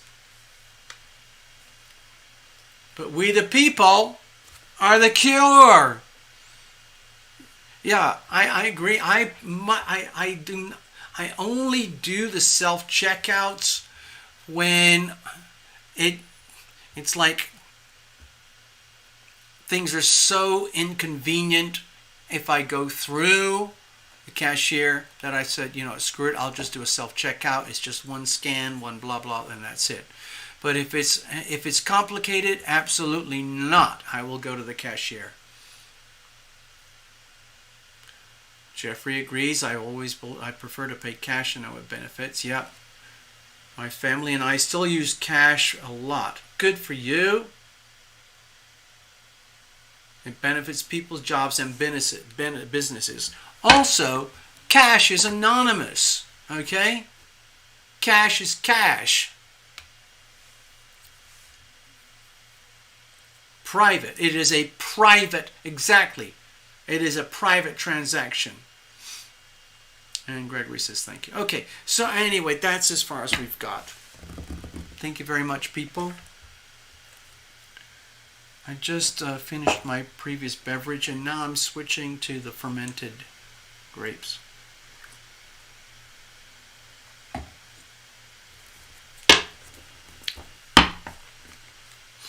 It's interesting the array of people that come to this channel. Yeah, it might be a tiny channel, and we just get, a few views here and there. But I do love the company. I do love the company who visit here and who hang out. I swear to God, if I could, I would have a retreat, and I would invite each and every one of you, and we could actually hang out in person. And I know that it would not be one of those things like, oh, I didn't know you were like this in real life. No, it's not like that. I know for a fact that if I had some kind of like my wish, which was to have this retreat property and people could come and visit, basically, instead of doing these things like we do here, we do them in person. I mean, YouTube is amazing. In fact, we can do this all over the world. You know, there's Karen Clark over there in New Zealand. There's folks over in Pakistan, you know, Libya, South America, and that's great. But, whew, like what's happening here in the American school system. Yeah, okay, that's cool that you can do classes through the Zooms, and that's fine. But it's not the same as person-to-person, face-to-face. Okay, sorry, Jeffrey, I got a rant there. For every energy, there's a shadow energy. There's the loving version and there's the absence of love. With this Aquarian energy, there's a tremendous momentum to, like, I would say, dehumanize everything and turn everything to robots and science and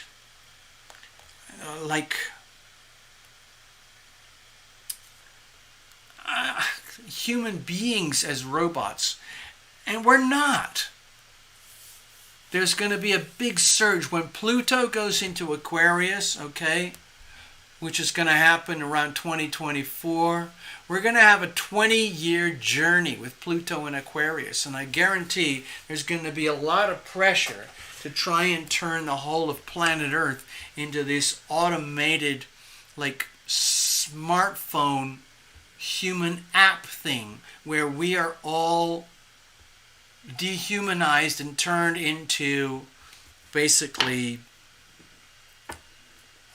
I don't know what you would call it. Basically, we are just like pings on TikTok, or it's just disgusting to think of. It's not. It's going to happen. We can't stop it, but and the advancements in science and technology and robotics and global finance are going to be radically shifting forever. But we are still human beings, and we have to come from the heart, okay? Even though there might feel like there's tremendous pressure to remove the heart from the system, because the heart is very inconvenient for certain people, certain agendas. The love energy is extremely inconvenient for certain people, for certain lifestyles, belief systems, and agendas. But it's not going to go away. It just means that we have to be more loving and more lovable than ever before. Sorry, I have to really shuffle these because I don't know why. It's just a very extreme evening. All right, here we go. Jeffrey, you're going to go blind. I'm glad I read your notes.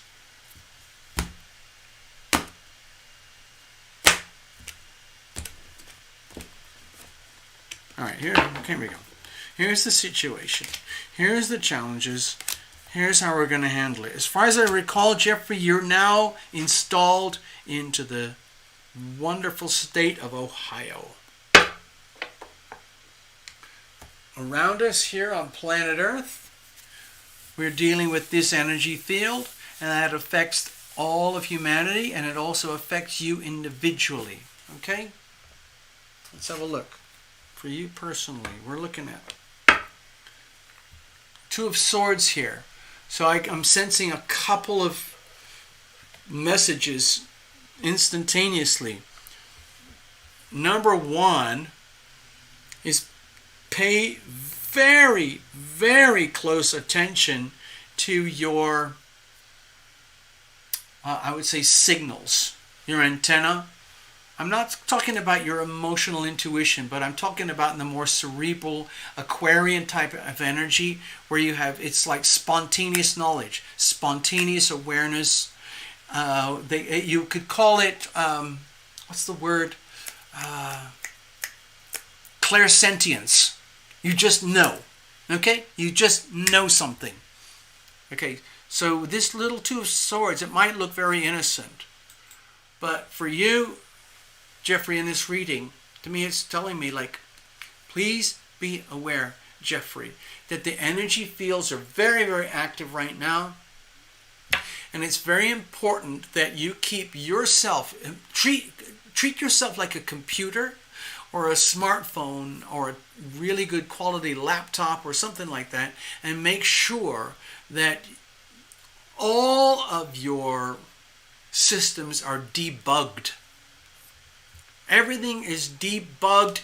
You are operating at the highest levels of efficiency, transparency, and at the same time, privacy. Okay?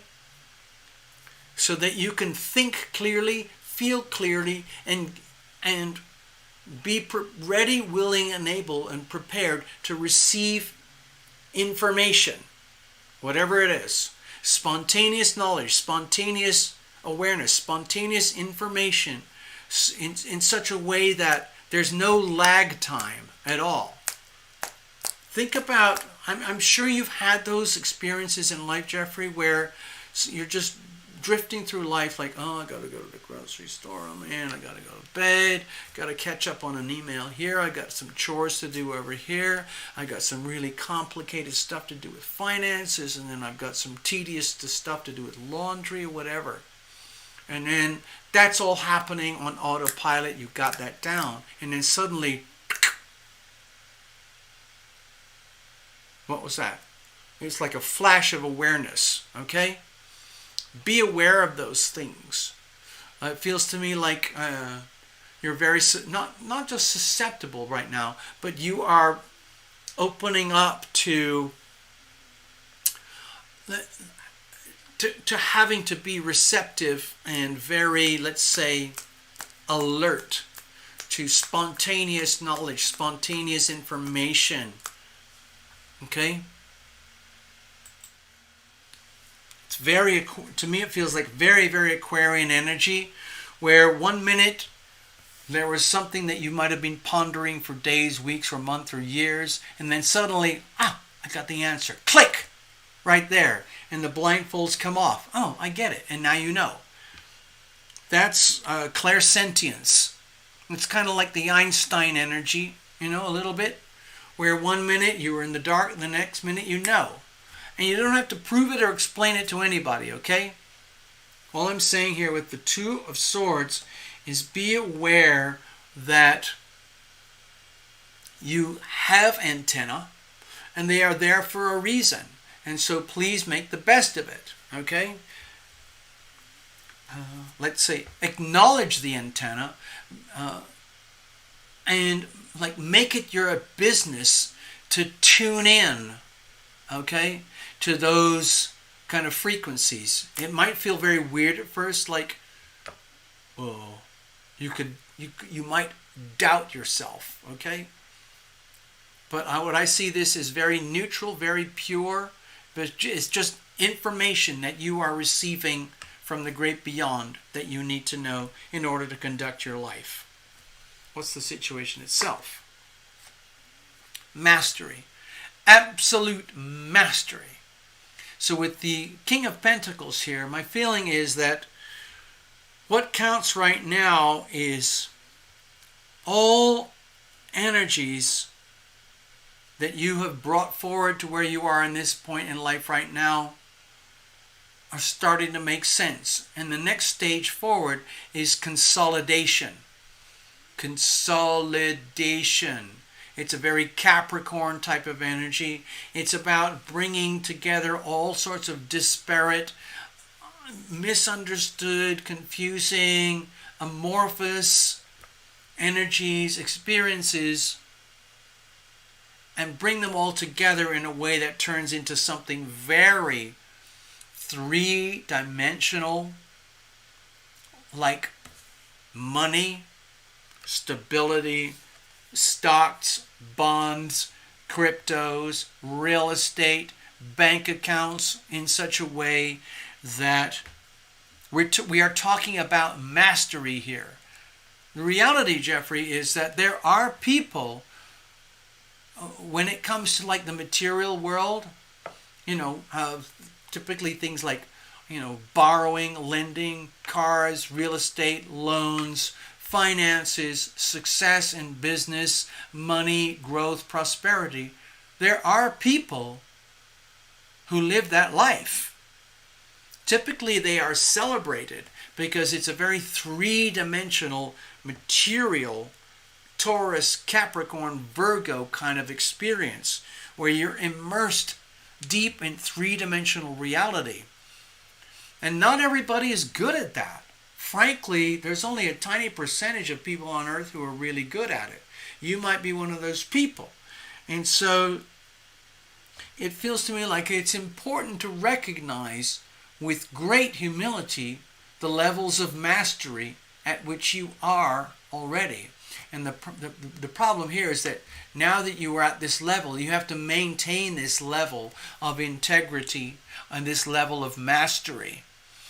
And I don't know, it's so easy for people who have a gift with, I guess you would just call it money.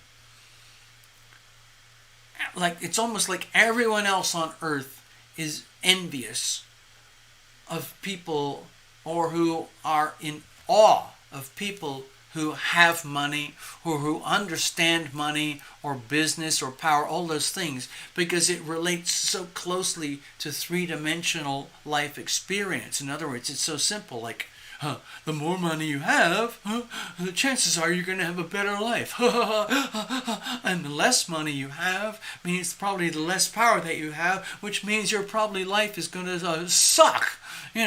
So I'm trying to be really simplified here, but if you are one of these people, let's just say you are one of these people, whether you like it or know it or not, where you are a custodian, okay, where you are a shepherd of the material things like life, money, real estate, property, all of that. It's a grave responsibility. And once you have that, let's just say that now that you have been crowned, it's great to have that, but it's also a great responsibility, and it's about making this continue into the future.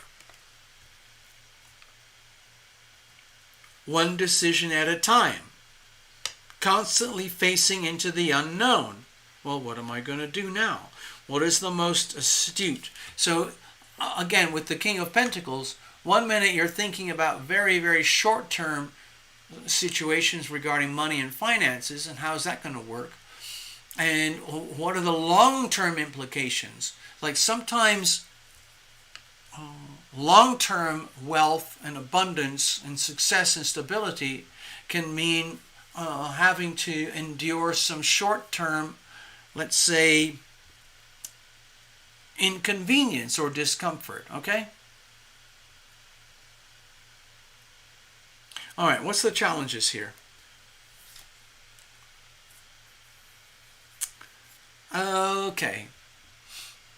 All right, so when I see, this is amazing. We got two kings in a row. With the King of Swords here, to me this looks like an energy of extreme, ultra, hyper self-doubt. Where, okay, let's just say, hey, thanks TL. Thanks for the endorsement. It's great that you see me this way as the King of Pentacles. That's great. And I have the responsibilities and commitments and abilities to handle these kind of things when it comes to business and money and blah, blah, blah. Thank you very much. But do you understand what that actually means to me as a person? Like inside, when I go to sleep at night, what does that look like?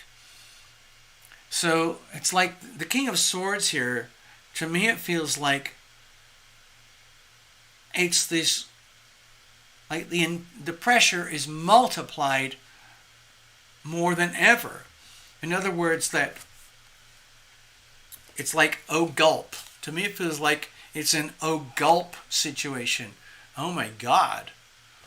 Like, okay, great. Wear the crown, the King of Pentacles.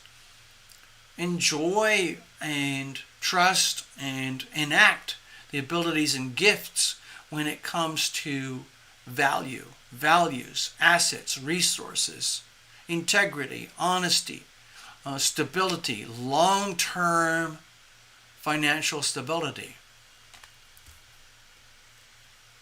Oh, gulp. Oh, gulp. What does that really mean for me personally?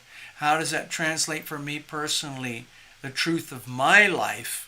Does that mean I'm always going to have to be extremely strict, severe, ruthless in order to get done what has to be done? And then the card is saying, actually, yes. And if you have a problem with that, then that's a problem, because it's so tempting to compromise your finances, your physical worldly reality, and to allow and to tolerate like mediocrity and let's say ambiguous or bogus situations. And when I see the King of Swords here, it feels to me like it's almost like a curse, where having a natural business acumen, having the ability to understand, the world of value and values, finances, money, all the things that a lot of people don't understand, it comes with great responsibility. It comes with having to be like ruthlessly honest and true when it comes to like the laws of the universe and how they apply to finances and stuff. In other words, it's like, it's a beautiful, powerful card in its own way, but it just feels to me like there's a lot of pressure that you would rather I wish I didn't have to deal with all of this pressure in some way. But that seems to be part of a life path here, where it's all about, let's say, mastery and integrity at the highest levels, to the point where, having to make a call on someone or something, an investment, a situation, a product, a business, or anything, if your absolute guided information here, if your clairsentient information is telling you that there's something not right, then you have to live by that, on the understanding that there's something not right here. And I'm sorry. Let's pretend you're in a meeting with somebody or somewhere, and you are advancing your business, your life, and your world, and your finances and everything, and you come across a situation where it might be very tempting to compromise yourself, or it might be very much more convenient to compromise yourself, your ethics, your knowledge, your truth, your values, your beliefs, your knowledge, your wisdom, in order to kind of maybe go along, to get along, to be part of society, like move your way up society or something, like hang out with really rich people or something like that. But it means having to lie to yourself. That is not acceptable. Okay? To me, this looks like it's almost like, it's like to me, this looks like a lot of pressure to have to be ruthlessly high integrity when it comes to business, money, and finance. And that can be painful at times, because it means having to put aside people or situations where you might want to compromise in order to make things feel fuzzy and warm and nice and cozy and family. But that's not going to work here for you. How are we going to go forward? Because this is a big challenge. It looks like a big challenge to me.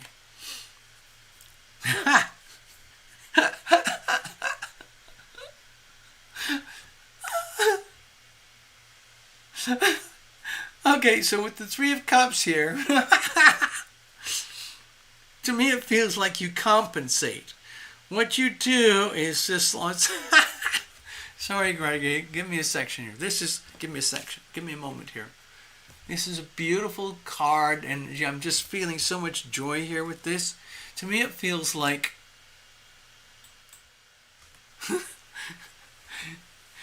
like one of the ways you can deal with the the intense pressure of having to have very high standards of integrity when it comes to finance and business and communications, all of that stuff. The way to get around it in such a way that, let's say you have to make a really tough call in business with somebody or something in such a way that you know that your call is actually going to feel very painful to that other person. But you do it anyway because you have to in order to maintain your integrity, your truth, your justice, your highest frequencies of integrity. And you just do it. And you know it's going to cause pain. And of course, as a loving, caring person, you don't want to cause pain. You want everyone to be happy. That's not going to work, okay? You have to do what is required at the highest levels of integrity. So how do you compensate? So what I was thinking is just like, let's just say you had to make a really tough call and it had a ripple effect between yourself and other people, and the news got around like, fuck man, that Jeffrey guy, he's really tough. He's really, there's no wiggle room with that guy Jeffrey. You know, I don't know, striking a deal here, doing a deal there, or whatever it is you do. So what you do is you get around it and you host a party and you invite the people that you love and the people where you don't have any, irritation or tribulation, and you also invite the people with whom you had to be very, very tough.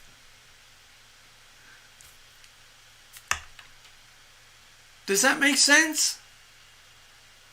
It's like a way of neutralizing. It's just like, it's just business. Come to the party anyway. You put a hand on the shoulder. I'm sorry, man. I had to be really tough. It's just the way it is. And then eventually they turn around and I kind of go, you know what, Jeffrey? I know. I get it. I'm sorry. I understand. Thank you so much.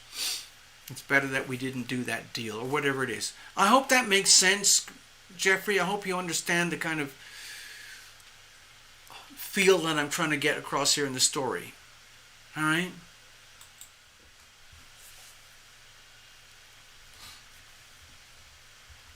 What I'm sensing is it's really about how do you survive in your new environment.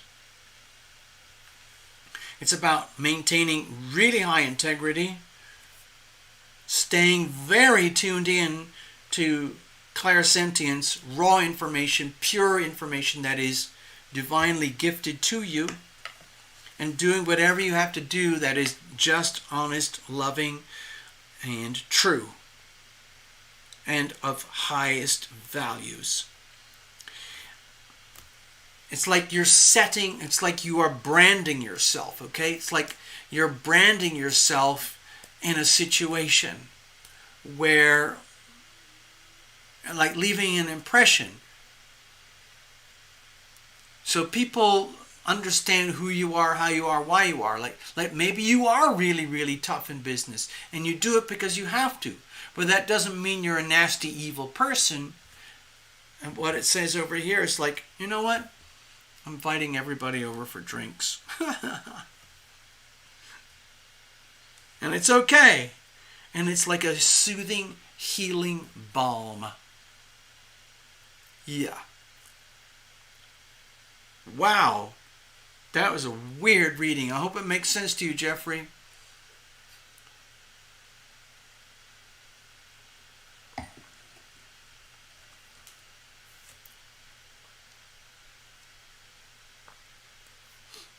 To me, this card is very, very important for you.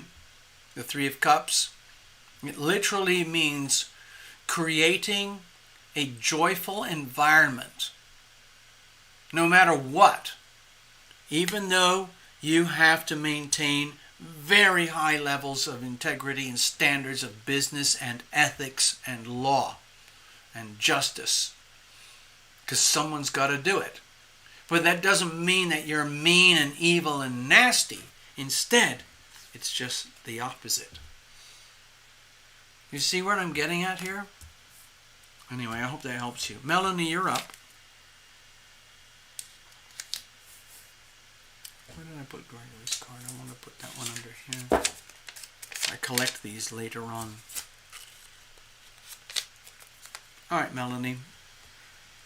I know it's taken a long time. These readings, I just take so much time on these readings, I can't help it. I don't know what it is. All right, that's it. I'm not taking any more readings. Thank you very much. I'm glad everyone was interested who wanted a reading. I'm sorry you can't afford it. I don't know what to tell you. You know, life is a business. You got to do what you got to do. Melanie, you're up. I'd love to be able to give free readings all day, every day. There was a time where things almost looked like they could have done that on this channel. Because like 3 years ago, I had thousands of views per video. And I was working 30, 40 hours a week making videos every month for every star sign. You know, I would do the spirit readings, heart readings. I would do the relationship readings. And I was doing like 60 videos a week, and it looked like everything was going to be great until it wasn't. And I had this very altruistic kind of part of me, because at that time the channel was making its revenue from the channel, the advertising, and live stream barely existed, and live tarot readings barely existed.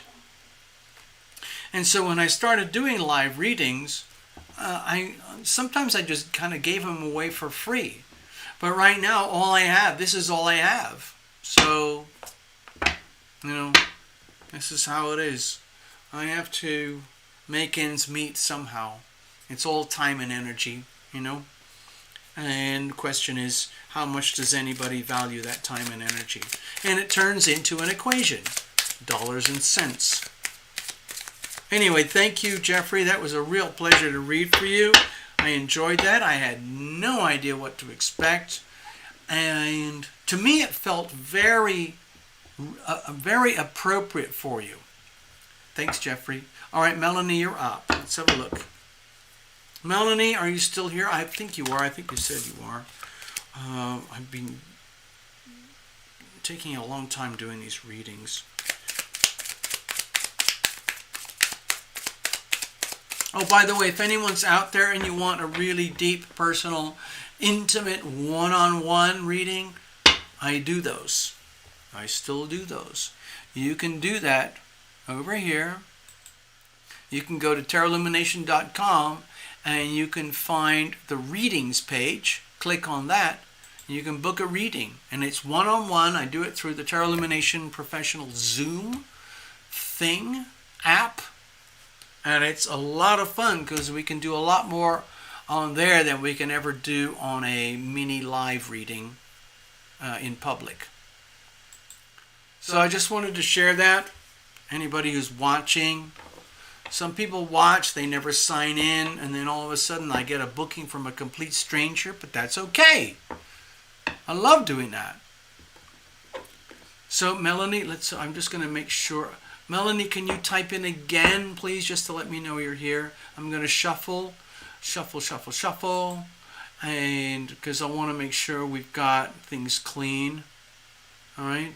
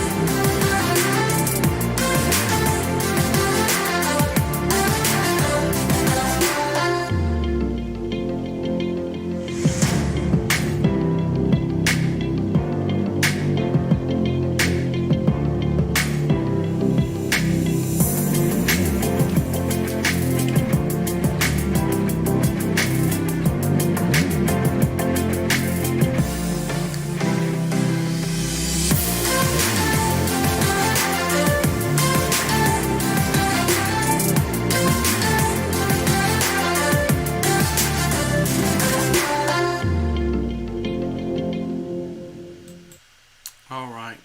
Here we go. Melanie, I hope you're here. I would have so much more peace of mind if I could see your name on the screen there in the chat, Melanie. I saw something earlier. Let me just check. I can see your name up there on the big bright yellow super chat. That's great. And then, hold on, what am I doing? Technology, and then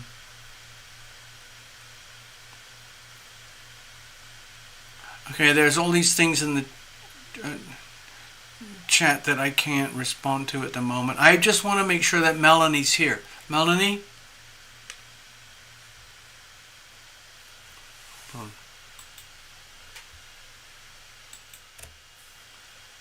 Hey Melanie, are you out there? Can you type in, let us know?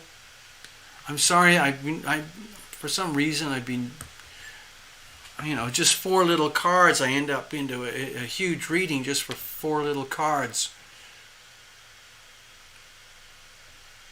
Anyway, I'm ready to do your reading now. I'd love to know that you're around and receptive, ready, willing, and able to receive.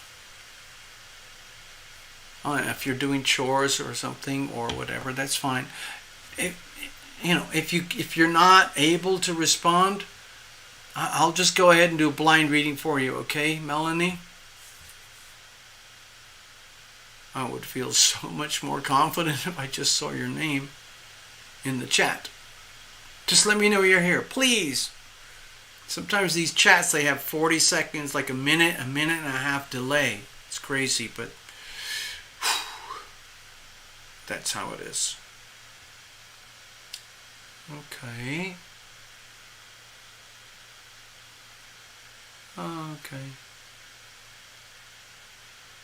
I'm sure I've missed a lot of information on the people in the chats tonight, but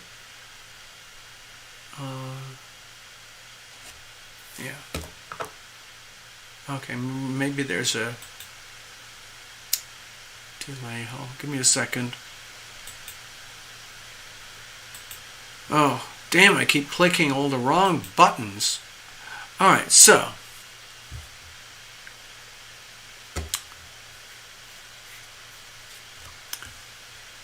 I don't have any notes from you, Melanie. I love doing blind readings, but at the moment I'm feeling like a little bit self-conscious. Where is she?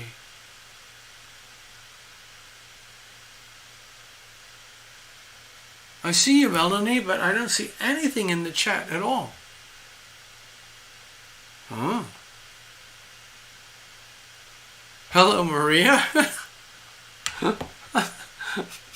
Maria's there. Maria's over there in Arkansas. Hello, Arkansas. Hello, Jeffrey, Ohio. Hello, Gregory, Mississippi and Santa Fe. Maria's stopping by to wish us all a great week. Thank you, Maria. Hey, Maria, can you give a nudge to Melanie McCall? Please? There's Love Triber. I see Love Triber. And whoever had a reading, they've probably already gone home, gone to bed. Hello, Heather. Yeah. I'm really glad you still hang out here, Heather. I don't know what happened to Melanie. Also, another thing happened recently. I had a donation from Lorraine Tomasic, and I had another donation from Indigo Williams, and I never saw them. I don't know where they went.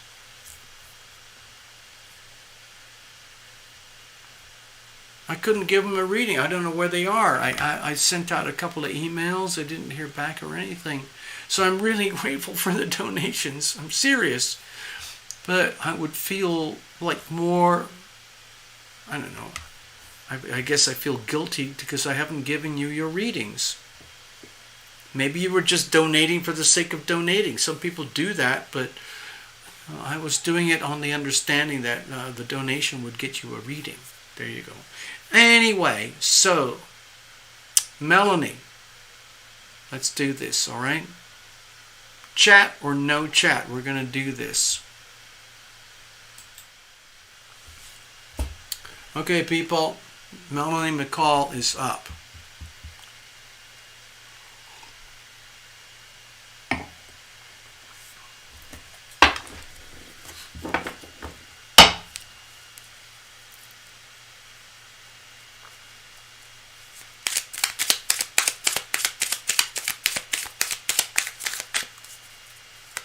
I already did a lot of shuffling. I played some music to shuffle, and I shuffled before I played the music to shuffle, and now I'm doing shuffling again, so this is going to be a really pristine deck.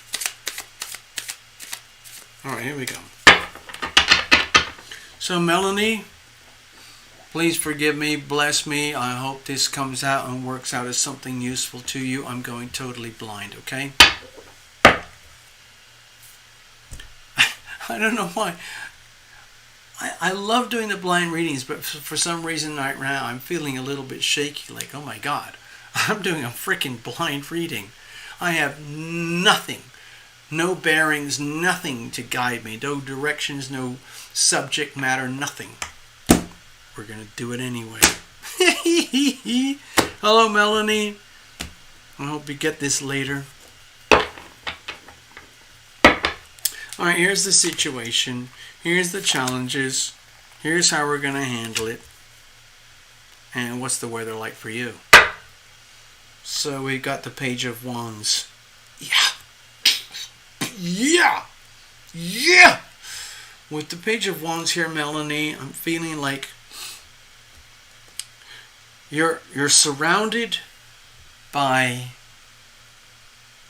benevolence and opportunity. Okay, let me go back over here. You know how I always point out all these red scary things like, oh my God, there's an opposition. Oh my God, there's a square. Oh my God, there's a square. Oh my God, look, it's a freaking T-square. Holy shit, what are we going to do? Oh my God. And then look at that. Oh, all the Virgos squaring all the Gemini North Node. Oh no, oh no. It doesn't matter. In this situation with the Page of Wands here, it makes me feel like, yeah. Oh my God, there you are. Finally! God. I see you. Hello, Melanie. So with the Page of Wands, what I'm sensing here is that with all this stuff happening on planet Earth right now, you know, I was trying to show you something through my smartphone about these really, really scary things that are happening today, right now in America. It looks very simple the way I was trying to show it on the smartphone, but it's actually incredibly disturbing. To me, it's very frightening, it's very disturbing. I'm okay, I can handle it. And I'm sure everyone else here can handle it. But it is an extreme aberration. Okay? What's happening right now are these really extreme aberrations between reality and supposed reality. Between subjective truth as designed and prescribed by certain humankind relative to universal law, universal truth, which is unambiguous and applies to everyone. So there is this huge anomaly going on, okay? So, Melanie, you're a Scorpio. Oh, God. So you're being impacted by the Scorpio moon right now. The moon is hovering over your own Scorpio energy. And you, as a Scorpio sun, let's just say you're a Scorpio sun, you are being heavily impacted by the Leo sun, hard square Scorpio, and the Jupiter in Aquarius, hard square to Scorpios, okay? So, because if you're a Scorpio sun, then your energy is in here somewhere too. Forget about the degree. This is their illumination. 1, 2, 3, 5, 10, 20, 30 degrees. So what? You're still a Scorpio. So as a Scorpio, you are impacted by this energy field here. Secondarily, you're also impacted by this energy field here. It's not very clear on this chart, but I'm going to point it out anyway. Dear Melanie McCall Scorpio, Uranus is transiting your natal 7th house. Let's do this, people.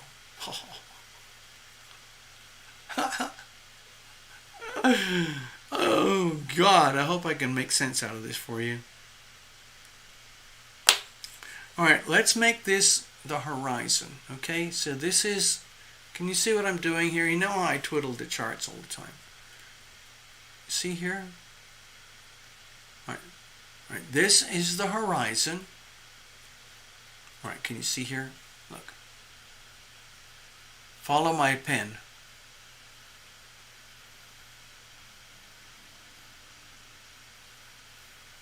All right, that's the horizon. Scorpio, let's do a solar chart. Forget the natal chart. Okay, so Melanie, I'm operating from solar energy. Almost all astrology with modern times operates from natal energy. So that means you're ascendant, blah, blah, blah. Fine. But I still believe that the solar charts have tremendous significance. So, put yourself over here. First house, Scorpio, Sun. You are being opposed by Uranus in Taurus. So that means constantly unpredictable, radical disruptions in your most important relationships. People, okay? Other people. But, is that a problem for you? No. You're Melanie McCall. What's happening right now is in your environment, your world, you've got the Page of Wands surrounding you. And to me, it's an indication that it's almost like, okay, I have to go back to this, the astrology. No matter how stressful this might look, and the way I talk about it on the Tarot Lumination channel, from your perspective here, and accounting for Uranus and Taurus over here opposing you, that is a tremendous amount of stress. Okay? That's like a huge grand cross. Grand cross is when you have, okay, on Tarot Lumination style, it's like red line, red line, red line, red line. Like a big square. That's 2 T-squares. That's 4 T-squares all opposing each other. 1, 2, 3, 4 T-squares. I'm almost, you know what? I'm just going to frickin' do it. Okay, this is just for you, Melanie, because this is going to be the last reading of the evening anyway. And then I'm going to destroy this chart.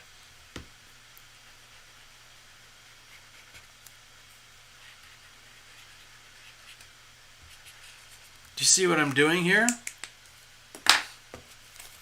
I don't know if you can see this, but... Okay, there's Melanie McCall, the Scorpio Melanie McCall. Melanie McCall is dealing with a loose, flimsy, wobbly, but very, very powerful grand square. Not just a T-square. This is the T-square. But this is a grand square. The grand square looks like this. This is square to this is square to this is square to this is square to this is square. So it's like, it's one of the most stressful alignments that you can have. Well, for anybody. But for a Scorpio right now, that would be you. Okay, so how are you dealing with that? Oh, no problem. To me, it looks like a gift. When I see the Page of Wands here, to me it feels like you are handling this very graciously, very comfortably, and it's a chance for you to take advantage of this. In other words, you don't have to be a victim of this massive, loose, grand cross. You can benefit and prosper from this in terms of like learning and growth and experience. What's the situation itself? Okay, so with the Seven of Pentacles here, my feeling is that it's like really in your face.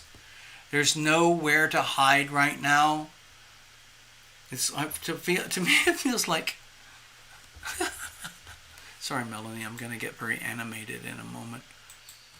It feels to me like with this Seven of Pentacles here, it's like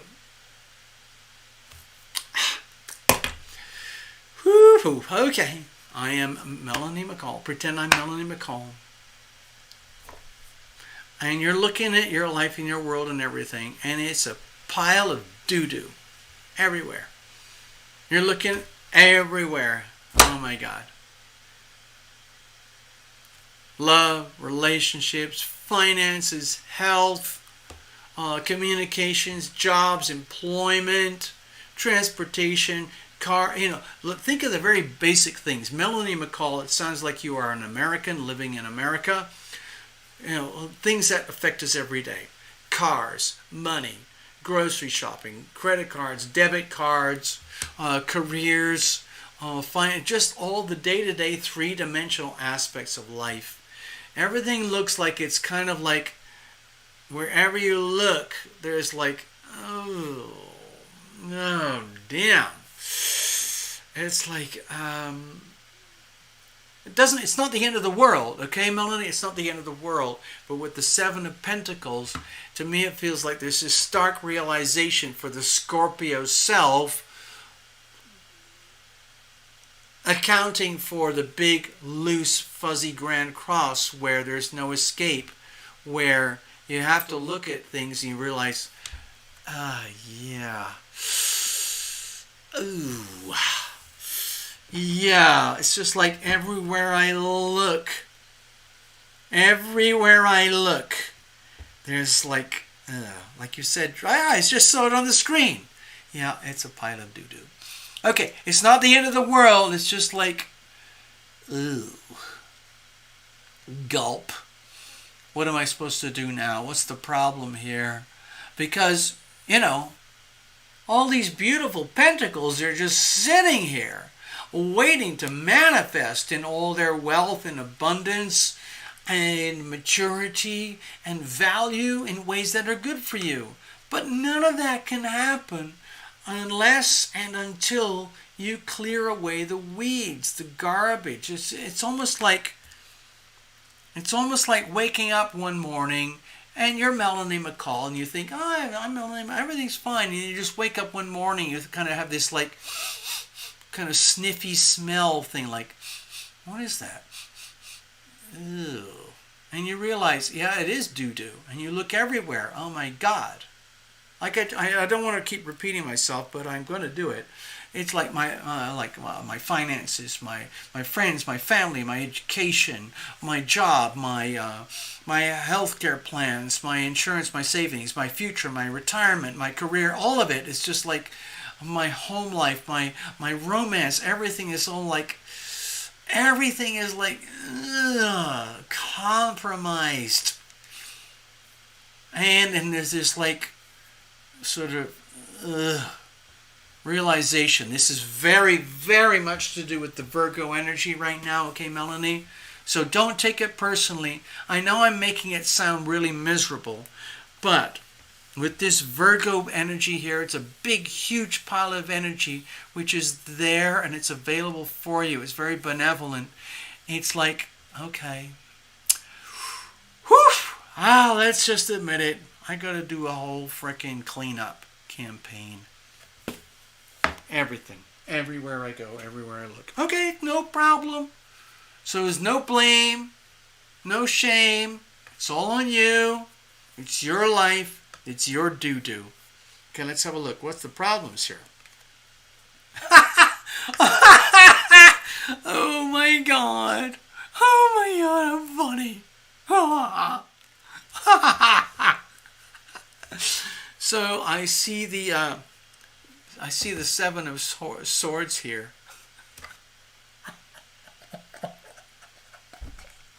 I don't know why I'm laughing, Melanie, but it feels to me like deep down there is this intense fear about yourself. Like, oh my god. All I want to do is just press the ejector button. I don't know. When I was a little kid, I was very lucky. I got to see like the first James Bond 007 movie where he had an Aston Martin supercar. And he was an amazing super spy. And he was taking on all the evil powers of the world. And sometimes he was right up against it, you know. What am I going to do? What am I going to do? Where he was at the point where no matter how amazing he is as James Bond, no matter how amazing his amazing car is with the Aston Martin, he had the ejector button. And the ejector button is the button that you press when there's nowhere else to go. Like, I gotta get out of here. I cannot. Everything's gonna turn to shit. So I'm just gonna press the ejector button. I'm out of here. Okay. Okay. So, you just typed it in yourself. Look at that. I want to run away. I want to run away.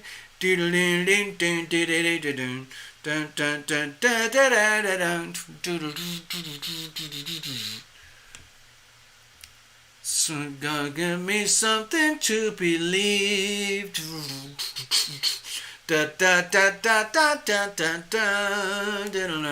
There was a really hit pop song. I think it was in the 2000s or I don't know. Anyway. Just give me something to believe. Anyway, so yeah. Sorry, Melanie. I got a bit carried away. Oh, yeah. So my feeling here is that with the Seven of Swords, deep down inside of you, everything is telling you, oh God, you just said it there on the screen. I just want to run away. I'm out of here. I'm out. I just want to escape with what I can and hope nobody catches me, and whatever happens to everyone and anyone else after I'm gone, that's their own business. Screw them. Fuck them. Bye-bye. I'm gone. I'm out of here. And you said, but your heart won't let me. Ah! Oh, God. Okay, Melanie. All right, let's have a look. Yeah, so, yeah, this is a real problem because it feels like you are very, very, very close to pressing the ejector button on the James Bond 007 Aston Martin. Now, Melanie, if you've never heard of James Bond, if you've never heard of the famous James Bond Aston Martin car, which was legendary in its day, and of course I'm going way back into my youth, when I was a little kid, but for me it was real. James Bond was a hero, and he had an amazing car, and when things got so bad, there was nowhere else to go, you press the ejector button. That's the last resort. But it's okay. That was a movie, but this is real life. We're doing a real live reading with you, okay? So, to me it feels like you are fully aware of all the problems. Every tiny detail. Like you said, marriage, finances, home life, everything. Every freaking detail. And there's a massive impulse to just run, escape, just disappear, grab what you can for you, and let everything and everyone else just fuck you. Screw you, I'm done. But you can't do it. Ouch. Okay, so how are we going to deal with this? Let's have a look. Okay, this to me looks like acceptance. Okay, it makes it so much easier in life when you understand and accept the situation. Like, oh, well, oh. It's almost like, oh, well, of course, well, no wonder. So with the Five of Pentacles, to me it feels like it's not the end of the world. There's 5 little pentacles here, okay? That's just wonderful. They're very beautiful in their own right. Okay, the cards, the camera's not focusing the way I would like. Oh, they're a little bit. That looks pretty good. Well, almost. Anyway, so with the Five of Pentacles here, the way you go forward is on the understanding that, yeah, I am going to have to deal with it. And it might feel like you're going to enter into a world of impoverishment and losses and suffering and pain. But when you take on your responsibilities and you look at your life and your world from a much bigger, broader perspective. Okay, Melanie, I'm going to do that thing very, very quickly. Try to look at your life and your world from here. Okay? And look at it with neutrality and compassion and simplicity. And then come back into your 3-dimensional reality and you realize, oh, well, no wonder things are the way they are. Things are the way they are because they are the way they are. I have some really good things going on in my life. I have all these pentacles here. But it's very, very hard to access all these pentacles. If you think of the pentacles as all these good, really tangible things about your life, whatever it is, like you said, home life, marriage, finances, losing your mind, okay? It's very obvious here. It's because everything is overgrown. There has been like inadequate attention towards maintenance and what I would call what's the word? Doing the dirty work.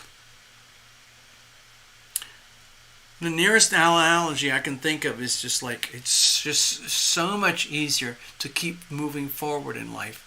For example, Melanie, if you were born with a lot of planets direct in your life, you would just naturally always want to move forward. And then when you come into a period like where we are right now, where we've got 4 retrogrades, and any minute we're going to have 5 retrogrades, it might feel like, oh my God, everybody on planet Earth, all my friends and family, jobs, everything is turning against me, trying to make me feel as though I'm not doing my job properly. Well, there's a little bit of truth, but it looks to me like with the Page of Wands here, this is actually a moment of golden opportunity for you. It may not seem like it in terms of like, oh my God, everything's fixed, everything's cured, all my problems are solved right now. But instead, it's the realization like, wow, when you look at the Five of Pentacles, you realize like, wow, my whole life right now is a consequence of making decisions about the people with whom I share my life or with whom I created my life. For example, like if you're a mom or and like you're a spouse and so on. All these things happen because of decisions that you made in your life earlier. And now you're living the consequence of decisions. And so when you live the consequence of decisions, you start to see the outcome of decisions that you could not see before. I don't know if that makes sense. But to me it looks like, seriously, Melanie, you are innocent and you were innocent. So when you stepped into your life and your world, you did it with the utmost of best intentions, only to realize later that you kind of stepped into a life where you didn't know your full self, you didn't know the full self of other people or the outcomes of your decisions, and so you end up being in a position now where like, oh my God, what was I thinking?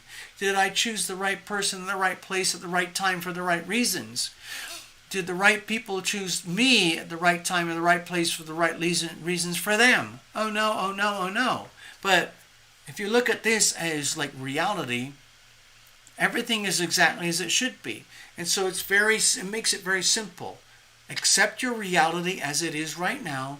Understand that your life is a consequence of decisions made previously, and you were innocent. And now you are no longer innocent. You just had a reading with tarot Lumination, so there's no more innocence here. You are now fully exposed and aware of your situation. Your situation is that you're still bountiful, okay? You still have all of this. This is all good stuff. It's like looking at your life and your world and realizing, wow, I do have this, this, and this, and this, and this, and this. But it's understanding that it's compromised because of all these really difficult things like maintenance. Like a lot of people don't want to do maintenance on their house or their car or their relationships or their finances or their children or their health or whatever. They just want to move forward all the time. But in order for life to, let's say, to experience the fullness of life, it means having to kind of slow down and do the maintenance as you go. I have this little thing that I do here where I live, where I clean up as I go.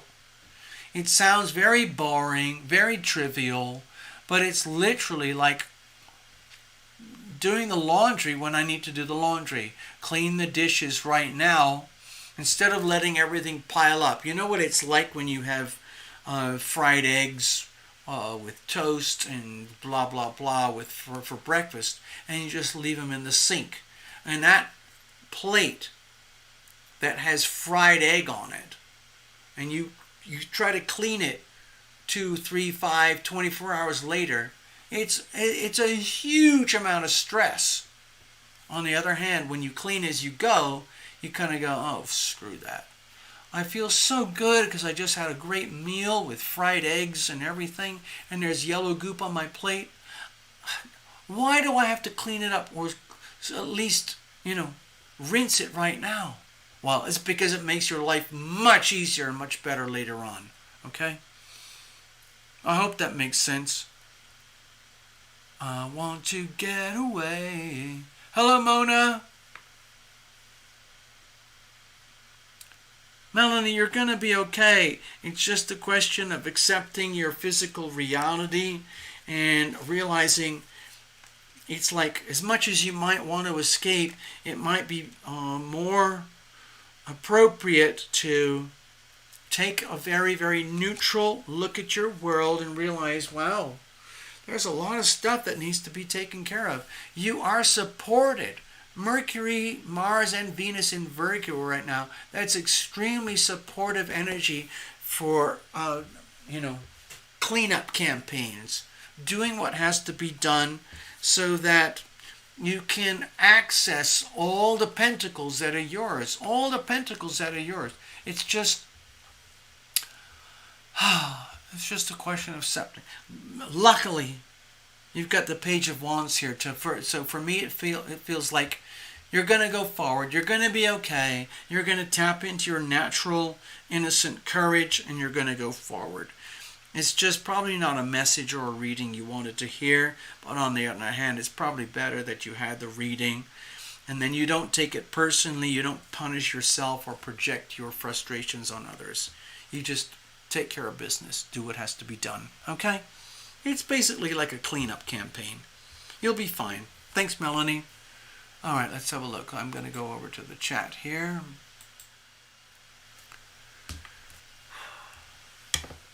Hey, TL, can you take one more? Yes, let's do it. This will be the last reading. Thank you, Melanie. I hope that helped you. Melissa, yeah, let's do it. So I'm pretty sure you know the routine, Melissa. Either you can do PayPal. If you got PayPal, you can do directly to my email here, alittlebookabout@yahoo.com, or you can go to terraillumination.com, pick the donate page, click the donate button, pulls up a payment processor. You swipe your card like you're shopping at Amazon. Or the last thing that you can do is you can go to your super chat. But they take 30%, okay? Which hurts me, obviously. But you can still do it. I'll still be very grateful. So you put your donation through the super chat, and it shows up on the screen here in the chat button. So yeah, got it. Done. Perfect. Wow. I didn't even have to explain it. Thank you very much. So Melanie, I'm going to fold up your cards in just a minute. We're going to make a reading for Melissa.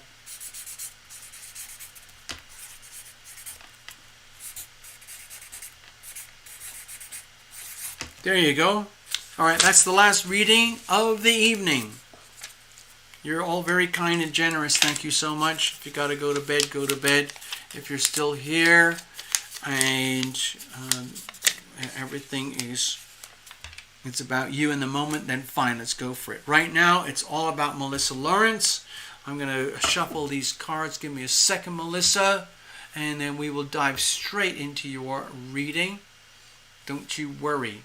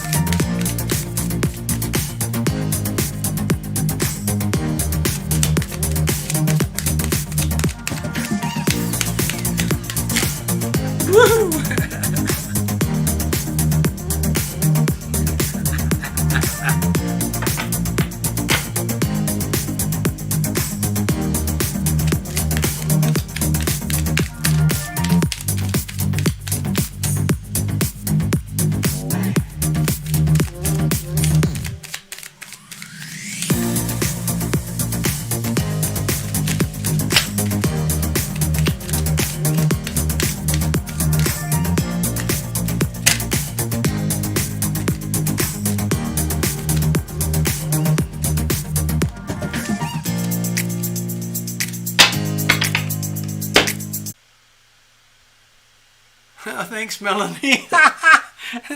So cool. Yeah, I didn't know until I learned from my because the YouTube channels, they have this way that they pay their channels. If there's a channel that's making money or earning money, then they send money to the channel, and they have money from different ways, from advertising and so on. And one of them super chat. But what I realize is that, yeah, you're right. Well, I learned it. It's a fantastic tool. It's an amazing tool when you think about it. It works almost anywhere in the world. You can swipe a card and it happens live, and you get this money flies across the internet. It's amazing. But it's very expensive to do it through Super Chat. All right, cheers. All right, Melissa, you're up.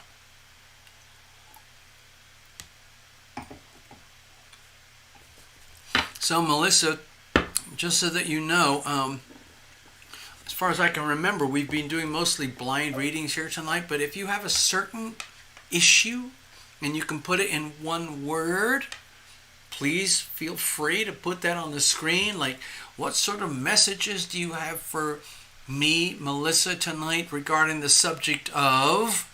If you can put in one word there, you're more than welcome to do so. I'm just going to hang out here for a few moments to see if you want to do that. And then either way, you'll get your reading, so don't worry. Let's have a look here. Yeah. So, I'm kind of like a lot of people right now on planet Earth. There's so much, like, there's stuff going on right now. I said it like that in a very, very, like, nebulous, amorphous way, but it's actually very, very specific. I just don't feel very comfortable talking about it. And some of the channels that I love, where I get what I believe is genuine, honest, true reporting, true information, most of those channels, they are either demonetized or heavily censoring themselves so that they can keep their channel going while they are trying to convey their messages. That's how things are right now. Ooh. I'm referring back to the Pluto power from much earlier in the video when I was talking about all that, astrology stuff, where I believe that we, as a generation of humanity, in other words, if you are alive right now watching this video, whether you're 17 or 77 or 37 or 57, it doesn't matter. There's a very good chance that you're going to live through the Pluto return for the United States of America.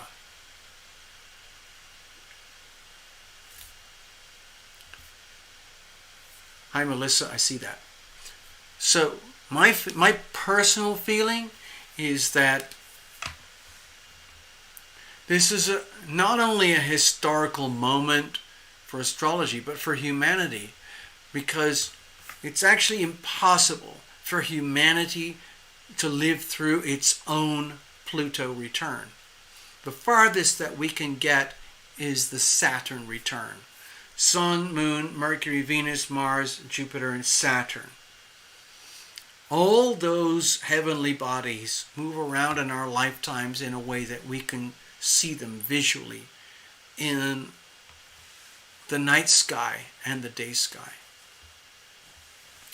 Uranus, Neptune, and Pluto, we can't do that. They are so far out in the solar system, and their orbits are so far away, and their gravitational, emotional, spiritual impact is so deep, it's very hard to put any language or words to it. But because the United States is going through its own Pluto return right now, we can get a glimpse of what it's like to live through a Pluto return by observing what is happening in the United States of America today, right now, over the next 3 or 4 years. I know I'm really stretching the astrology here. I don't care. I'm coming from what I feel and believe is absolutely true. I might be a little overly focused on Pluto and Neptune and Uranus. Most people are mostly focused on Sun, Moon, Mercury, Venus, Mars, because that involves their personal lives, like, oh, am I going to get laid today? Or am I going to have a job tomorrow? Who's going to, does anybody love me? When am I going to reconnect with my my lover, and all those things? That's fine. There's like 10,000 astrologers out there who do that, and that's great. Bless them. And I can do that here too. But you have to book a personal reading. But anyway, in the meantime, my personal interest is like with the stuff that's way, way out there. And that is Uranus, and then Neptune, and then way out there is Pluto. So oh, hello, Mona. Greetings to Norway. Hello, Norway. It must be very early in the morning for you, Mona. I hope your healer husband is doing fine, and your daughter, Berknesdotter, is doing fine. Yeah, okay. So, anyway, the point I was trying to get at is that each one of us here on this channel right now, and probably anyone who's ever been on this channel or whoever will be, we are at the sort of frequencies where we operate in our own, in our own selves, because we are just literally just energy fields, and we operate at certain frequencies. We are probably at those frequencies where you can understand at least a little bit of what I'm talking about, and you can see that and observe that in the world around you, where you realize, oh my God, there's something really effing out of whack here. So that is a colloquial way of saying, like, oh my God, I'm heading into the last year or two of my own Pluto return. Pretend I am the United States. Imagine that you are the United States, and you've just lived through 250 years of your own first Pluto return. And there's going to be another one for another 250 years. What's that going to look like? Okay? We're all here. Anyone in the United States right now is part of that. But here's the other thing about the United States Pluto return, is that, like it or not, like I talked about very early in the show tonight, the United States, what happens in the United States is pivotal to what happens in every other economy, nation, country, population on planet Earth. Because like it or not, in the United States, we've been operating from this position of what's called exorbitant privilege. And that's all to do with money. And what's money to do with? Power. What's power to do with? Pluto. So, I hope this makes sense to you. All right. So, Melissa, that was absolutely nothing to do with your reading, but somehow or other I got onto that because you booked a reading. There we go. All right, here we go. All right, cards are well shuffled. Thank you, Melissa. It says general is fine. That's fine. That's good. Whatever comes up is whatever comes up. Cards are very well shuffled in advance. God bless these cards. I mean, seriously, literally, God bless these cards. Every single card in the deck, the post-it notes, the staging, the Sharpie pens, the cameras, the lighting, the electricity, all the chips in the computers, the batteries, the wires, all the power plants that generate the electricity, all the power companies that transmit the electricity that allows any of this to happen. Like your internet cables, your smartphones, your tablets, your wireless, all of it. It's a freaking mind-boggling miracle. That's all of that is to do with Uranus. And that happened in the last 150 years, but especially in the last 20 years. Cheers, Melissa.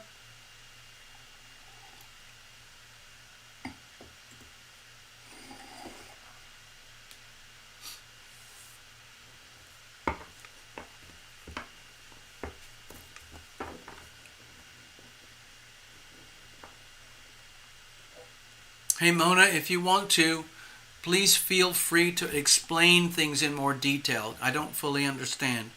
She has had a very difficult summer. Mona, who is she?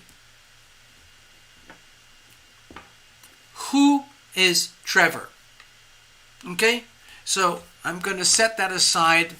If you want to, you don't have to respond, Mona. All I'm saying is that you put that out there in the chat. And so it triggers my interest and my curiosity, and perhaps other people would like to know. Melissa, it's you now. We're going to do your reading. Cards are already well shuffled in advance. I'm just going to the last second live so that you're a witness. Okay, Melissa, here we go.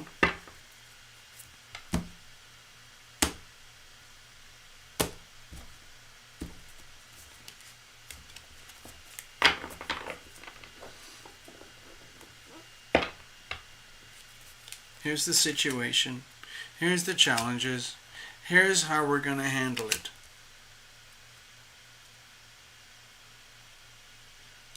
Hey, Melissa?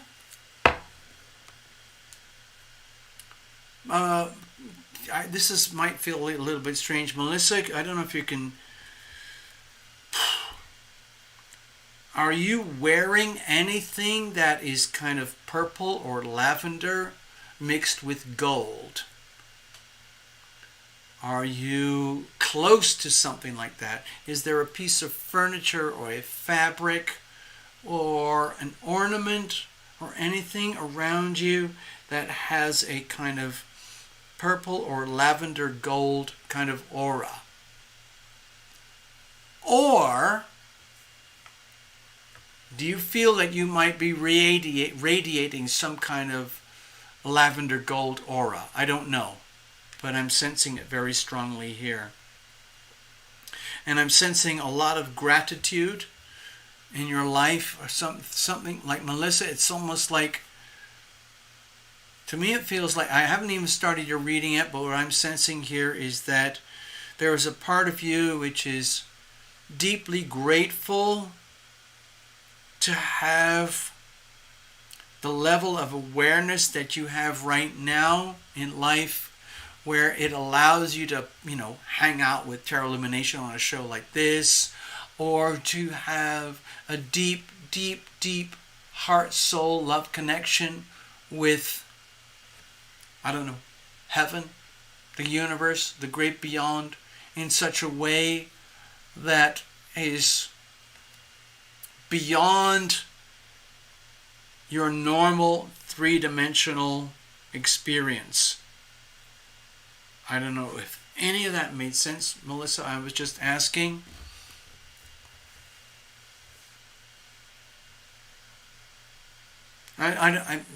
Anyway, let's just keep going. I might be completely off on it, but it's just this kind of lavender gold color came up very strongly, and it felt like it was something to do with a garment.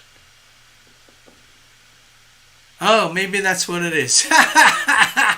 You're wearing a gold bracelet and you're leaning on a pink cushion.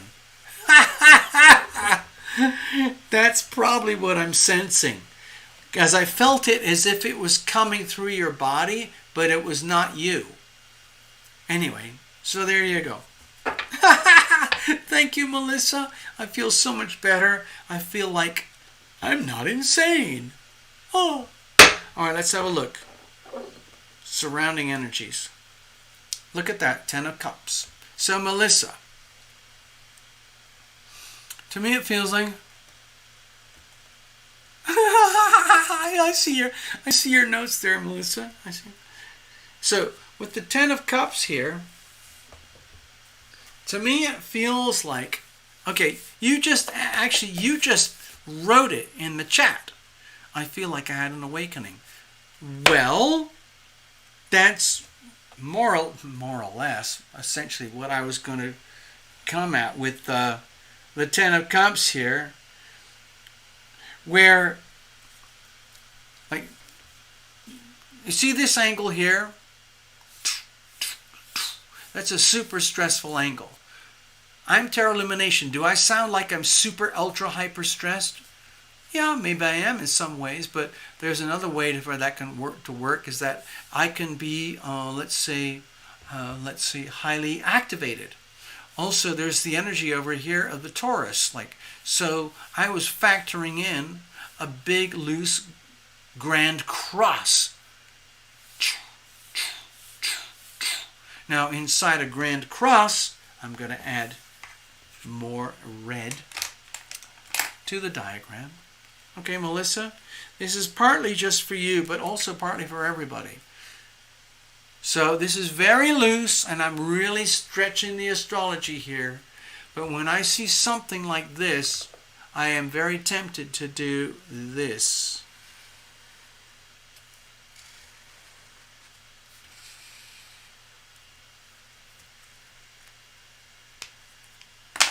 It's not exact, okay? It's not exact by degrees like the way hyper academic professional astrologers would agree. But for me, I'm kind of an artist, writer, musician, and I always allow for things to feel kind of like pretty fuzzy on the edges, like an impressionist artist painter. I like high degrees of precision, but I also like things to be very warm and human, which includes ambiguity and things that are less than perfect. And so,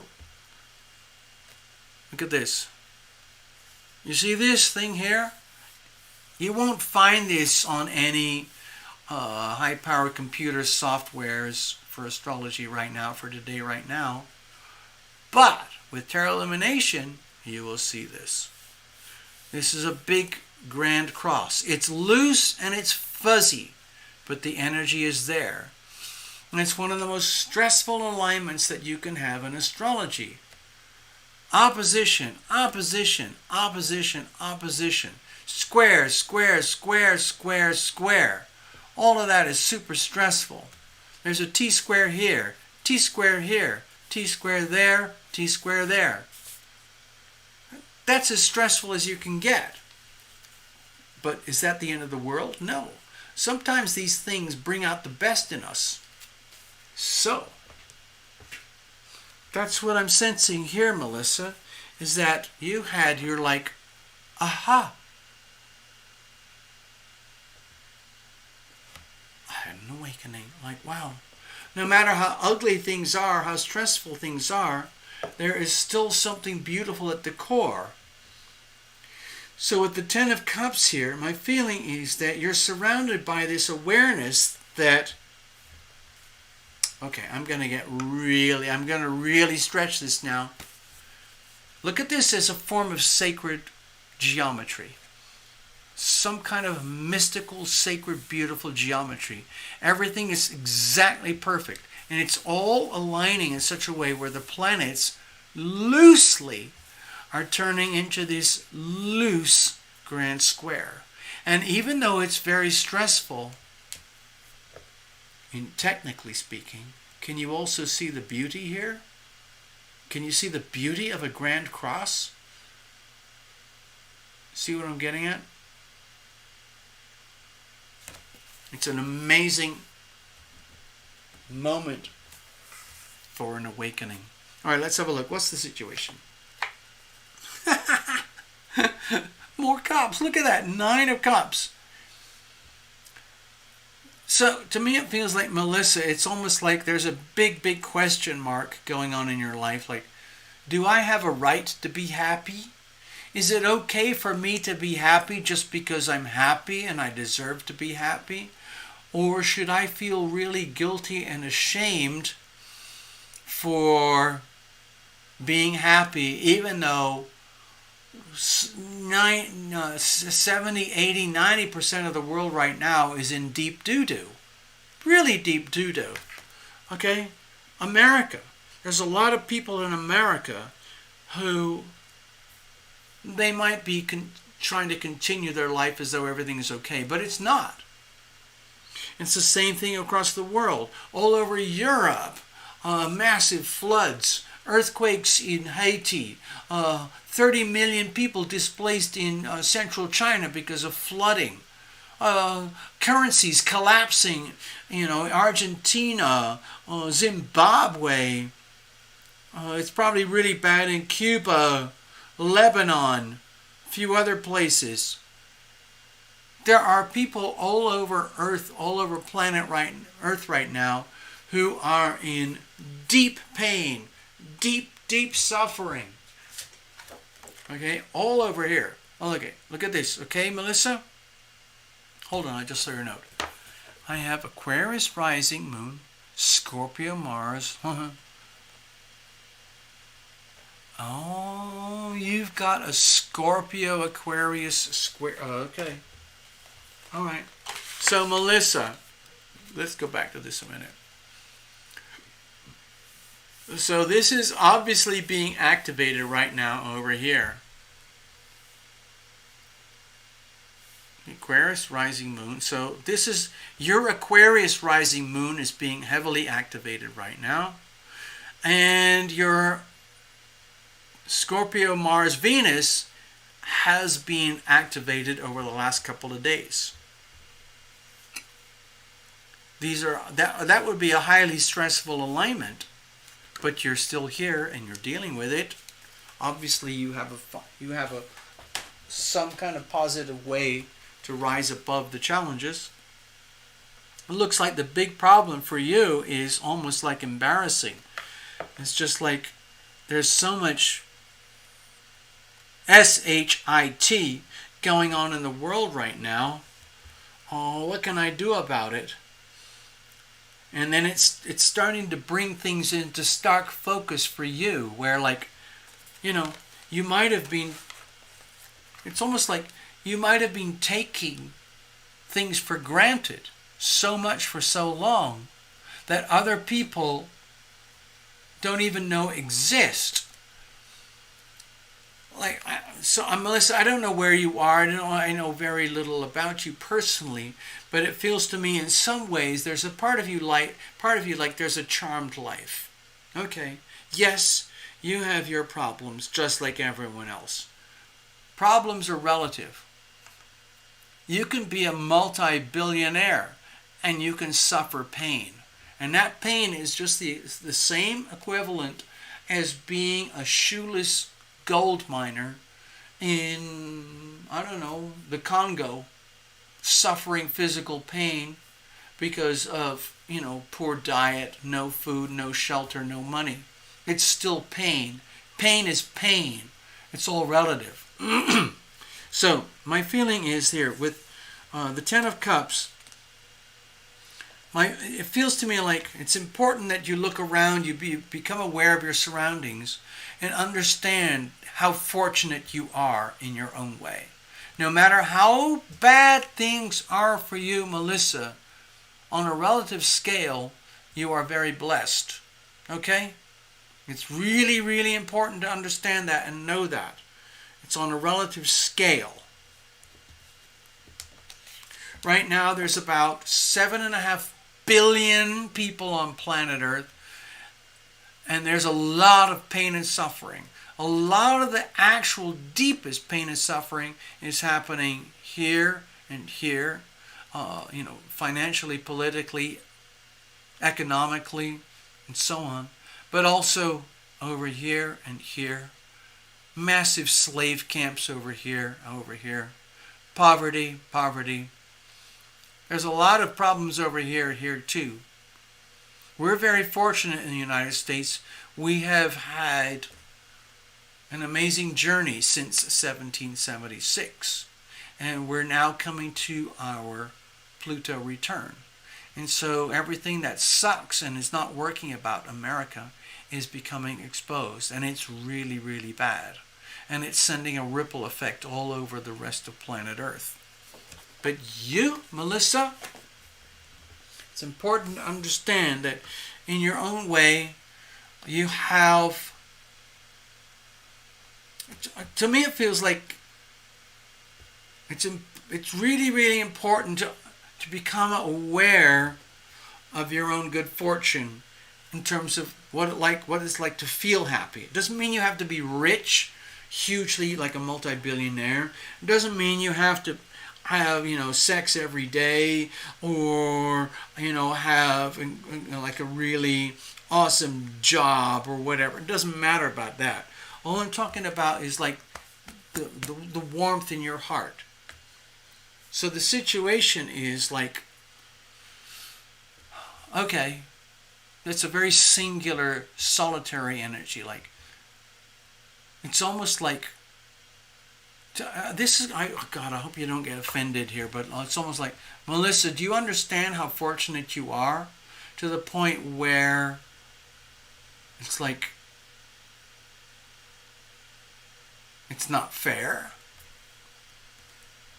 So with the Nine of Cups here, my feeling is that it's important, it's really, really important to get a really good perspective on your own good fortune, not in terms of money, but what it feels like to feel good and to feel happy. And then, like, to understand, like, it's not showing here in the cards yet, of course, obviously, but there is so much pain and misery out there that it's you can't measure it. It's impossible to measure the pain and the suffering that's going on out there. And a lot of the people across planet Earth who are suffering tremendously, they don't even know that they're suffering because they were born into it from the beginning. All they've known is deprivation, suffering, abuse, poverty since birth. So they don't know anything else. And they continue anyway. But what I'm sensing here is that it's like you were born into a situation of benevolence. And it's important to recognize that. And once you recognize it, it's something that you own, and it isn't just something that you would hoard. Okay, it's not something you just hoard and stash away for you to keep for your own indulgence. There's a responsibility. I mean, I'm really stretching the reading here. I haven't even got to this yet. Hold on, give me a second. Okay, Melissa, please don't feel, I don't want you to feel like I'm pointing fingers or judging, because, I mean, I get all sorts of readings from all over the world, but I have to be true, okay? Here's the situation. Here's the challenges. So with the Six of Pentacles, okay, we're getting down to measurable physical aspects of reality. Like a balancing act. How do you balance out the imbalances that are in your life right now? How do you, like, to me it feels like there's a huge set of anomalies where you have all sorts of categories or ingredients to your life that are desirable and enjoyable. And they could be shared with others. But it feels to me like the real problem is it's like there's a big question mark hanging over you. Like, in the sharing of others, does that mean I'm diminishing myself? In other words, when I share my love, my abundance with others, does that mean I'm actually giving it away and depleting my own account? Okay, so look at this, the Pentacles here. like accountability regarding love. If you're looking at love, yes, in a way, love is as love does. Love is a commodity to some extent. Love is, there's only so many hours, days, weeks, minutes, and years in your life where you are consciously awake, where you can deliberately share your love with life in the world around you. And it's in that waking conscious period, which is, well, I guess for most people it's like 2/3 of their life, because we spend about 1/3 of our life asleep. But in your conscious waking life, to me it feels like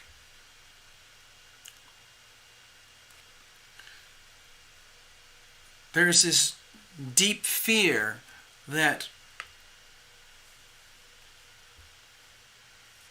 I mean, I hope you don't take offense at this, Melissa, but it feels like a very delicate subject here that I'm dealing with. It's where you do know happiness. You are appreciative. You understand the good things that you have. And you're grateful and all of that. And that's wonderful. And you've worked for it, and you deserve it, and you've earned it, and all of that. And that's wonderful. But the problem is, there's this like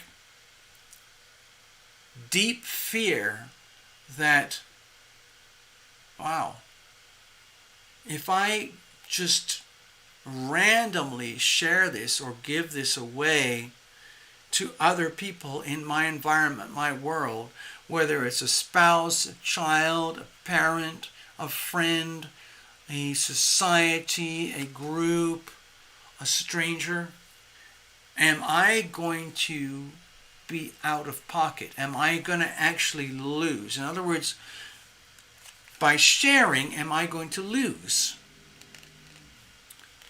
Okay, it says here you've got an Aquarius rising, Aquarius moon. Okay, to me that means it's a very obvious message that it would be, you would have a natural egalitarian humanitarian streak, but there's also the fear that goes with it. Just imagine you walk into a room of, just a random room out of nowhere, and it's people who are distressed in their environment, like whatever it is, people who are caught in the fires right now, or the floods, or the hurricanes, or the tornadoes. And you feel this deep sense of compassion with these people. And you have so much inside of yourself. And then there's this fear like, oh my God, what happens if I actually share my love with others? Does that mean I'm going to go broke? Is it going to be like I'm throwing my love down a drain? Am I going to waste all this stuff that's good for me, that I've earned for me, that I deserve for me? That's a very understandable situation, okay, Melissa? So I felt really awkward at first, but now I don't feel awkward about saying this reading, because it's really, really understandable. If you have so much, and you've worked for it, and you deserve it, and you earn it, and then you're in a situation where you're confronted with the possibility of like, wow, I might have to share this. That could feel very threatening to the bottom line. Like, oh my God, does that mean I'm going to have to expend time, money, energy, resources, information, knowledge, commitment with someone who might be even a complete stranger? Is that going to hurt me? Am I going to be depleted? Anyway, let's have a look. 7 of Wands here. So my feeling is that what's happening right now, Melissa, is that when I look in the astrology, it's almost like You've just walked through a door, or you're walking through a door where you're realizing and understanding the message here. And it's very simple, it's very straightforward. Okay, forget this one for now. And like, oh, now I see what you're talking about, TL. I get it. I see what you're saying. I get it. Fine, thanks very much. But what do we do now? And then what you do now is you realize, oh my God. You know how they talk about in really Zen worlds, like everything in your life has led up to this moment. All your time, your energy, your information, your knowledge, the parents who brought you into this world, your life experiences, your conditioning, all your horrible experiences, all your good experiences, it all culminates into this one moment now, which is where we are right now, where the big issue is like, wow, I have so much. I am being called upon to do something with everything that I have. How on earth am I going to handle it? It's so obvious that if I, let's say, submit or tap into or fall into the default setting of my Aquarius energy, I'm going to lose everything and give everything away to the community. And for what? An individual or community? What's the point in charity if all you're doing is giving away stuff and nobody appreciates it or understands it? Okay, it's very understandable. So the way to handle it is to, instead of dealing with it as like an equation, a practical equation, like, oh my God, I could lose out here in life. Like if I have to extend myself to a spouse, a child, a local situation or a job or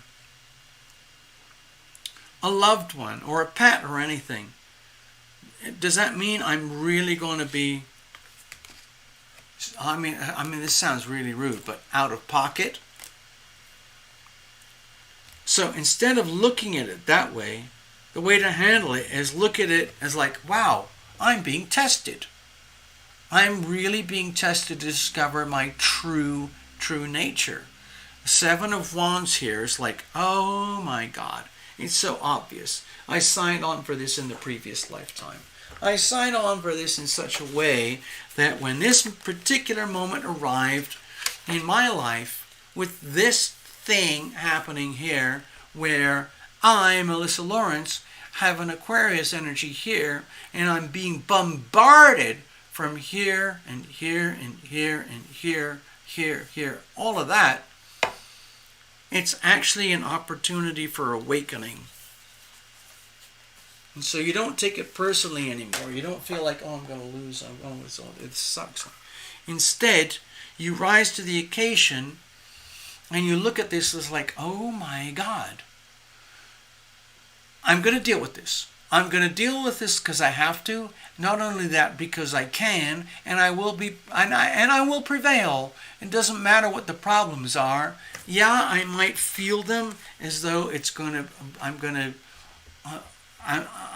to feel it like it's a personal loss, but instead, treat it as a growing experience where you grow from the challenges. What do they call it? Growing pains, you know? In other words, there's no way that you're going to lose. All that's happening is you're going through a stressful period and you realize that, oh my God, oh, now I see what TL's talking about. It's actually growth through challenge. It's like growth through testing. It's like growth through having to be tested and having to come up with your own solutions and prevailing. So it's like you're being forced to evolve. You're being forced to figure out this conundrum here. And you will handle it. No doubt about it, you will handle it.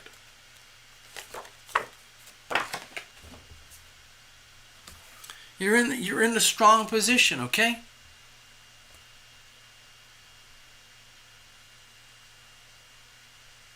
Mars in Scorpio is very intense energy. Mars, Venus in Scorpio is very intense energy. You're going to be fine, okay, Melissa? You're going to be fine. You're being tested,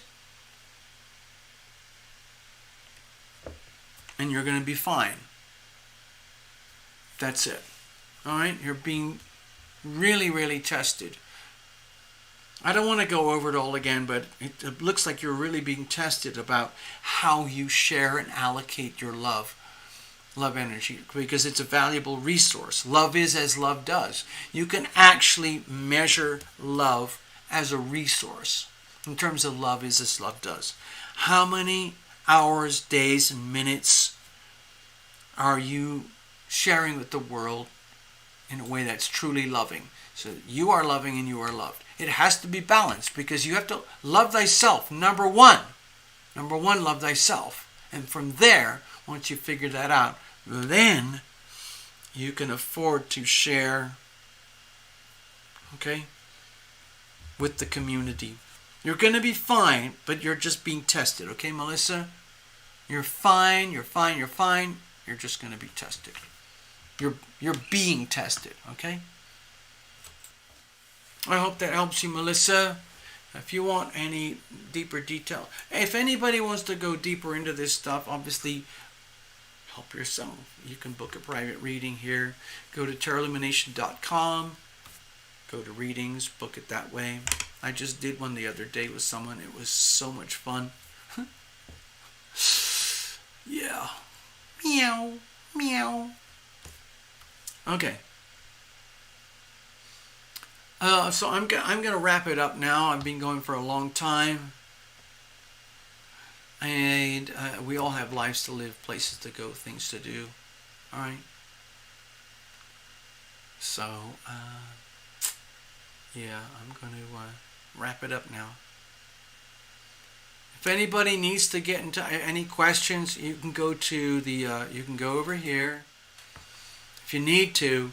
Okay, Melissa, if there's stuff that didn't make sense here, you want to follow up, check it out. A little book about at yahoo.com. Okay, we'll figure it out. Okay, Melissa? Thanks, everybody, for being here. It's been a pleasure to read for you, for those I read. And I wish you all the best and a jolly good night. I'm going to play something now and say bye-bye.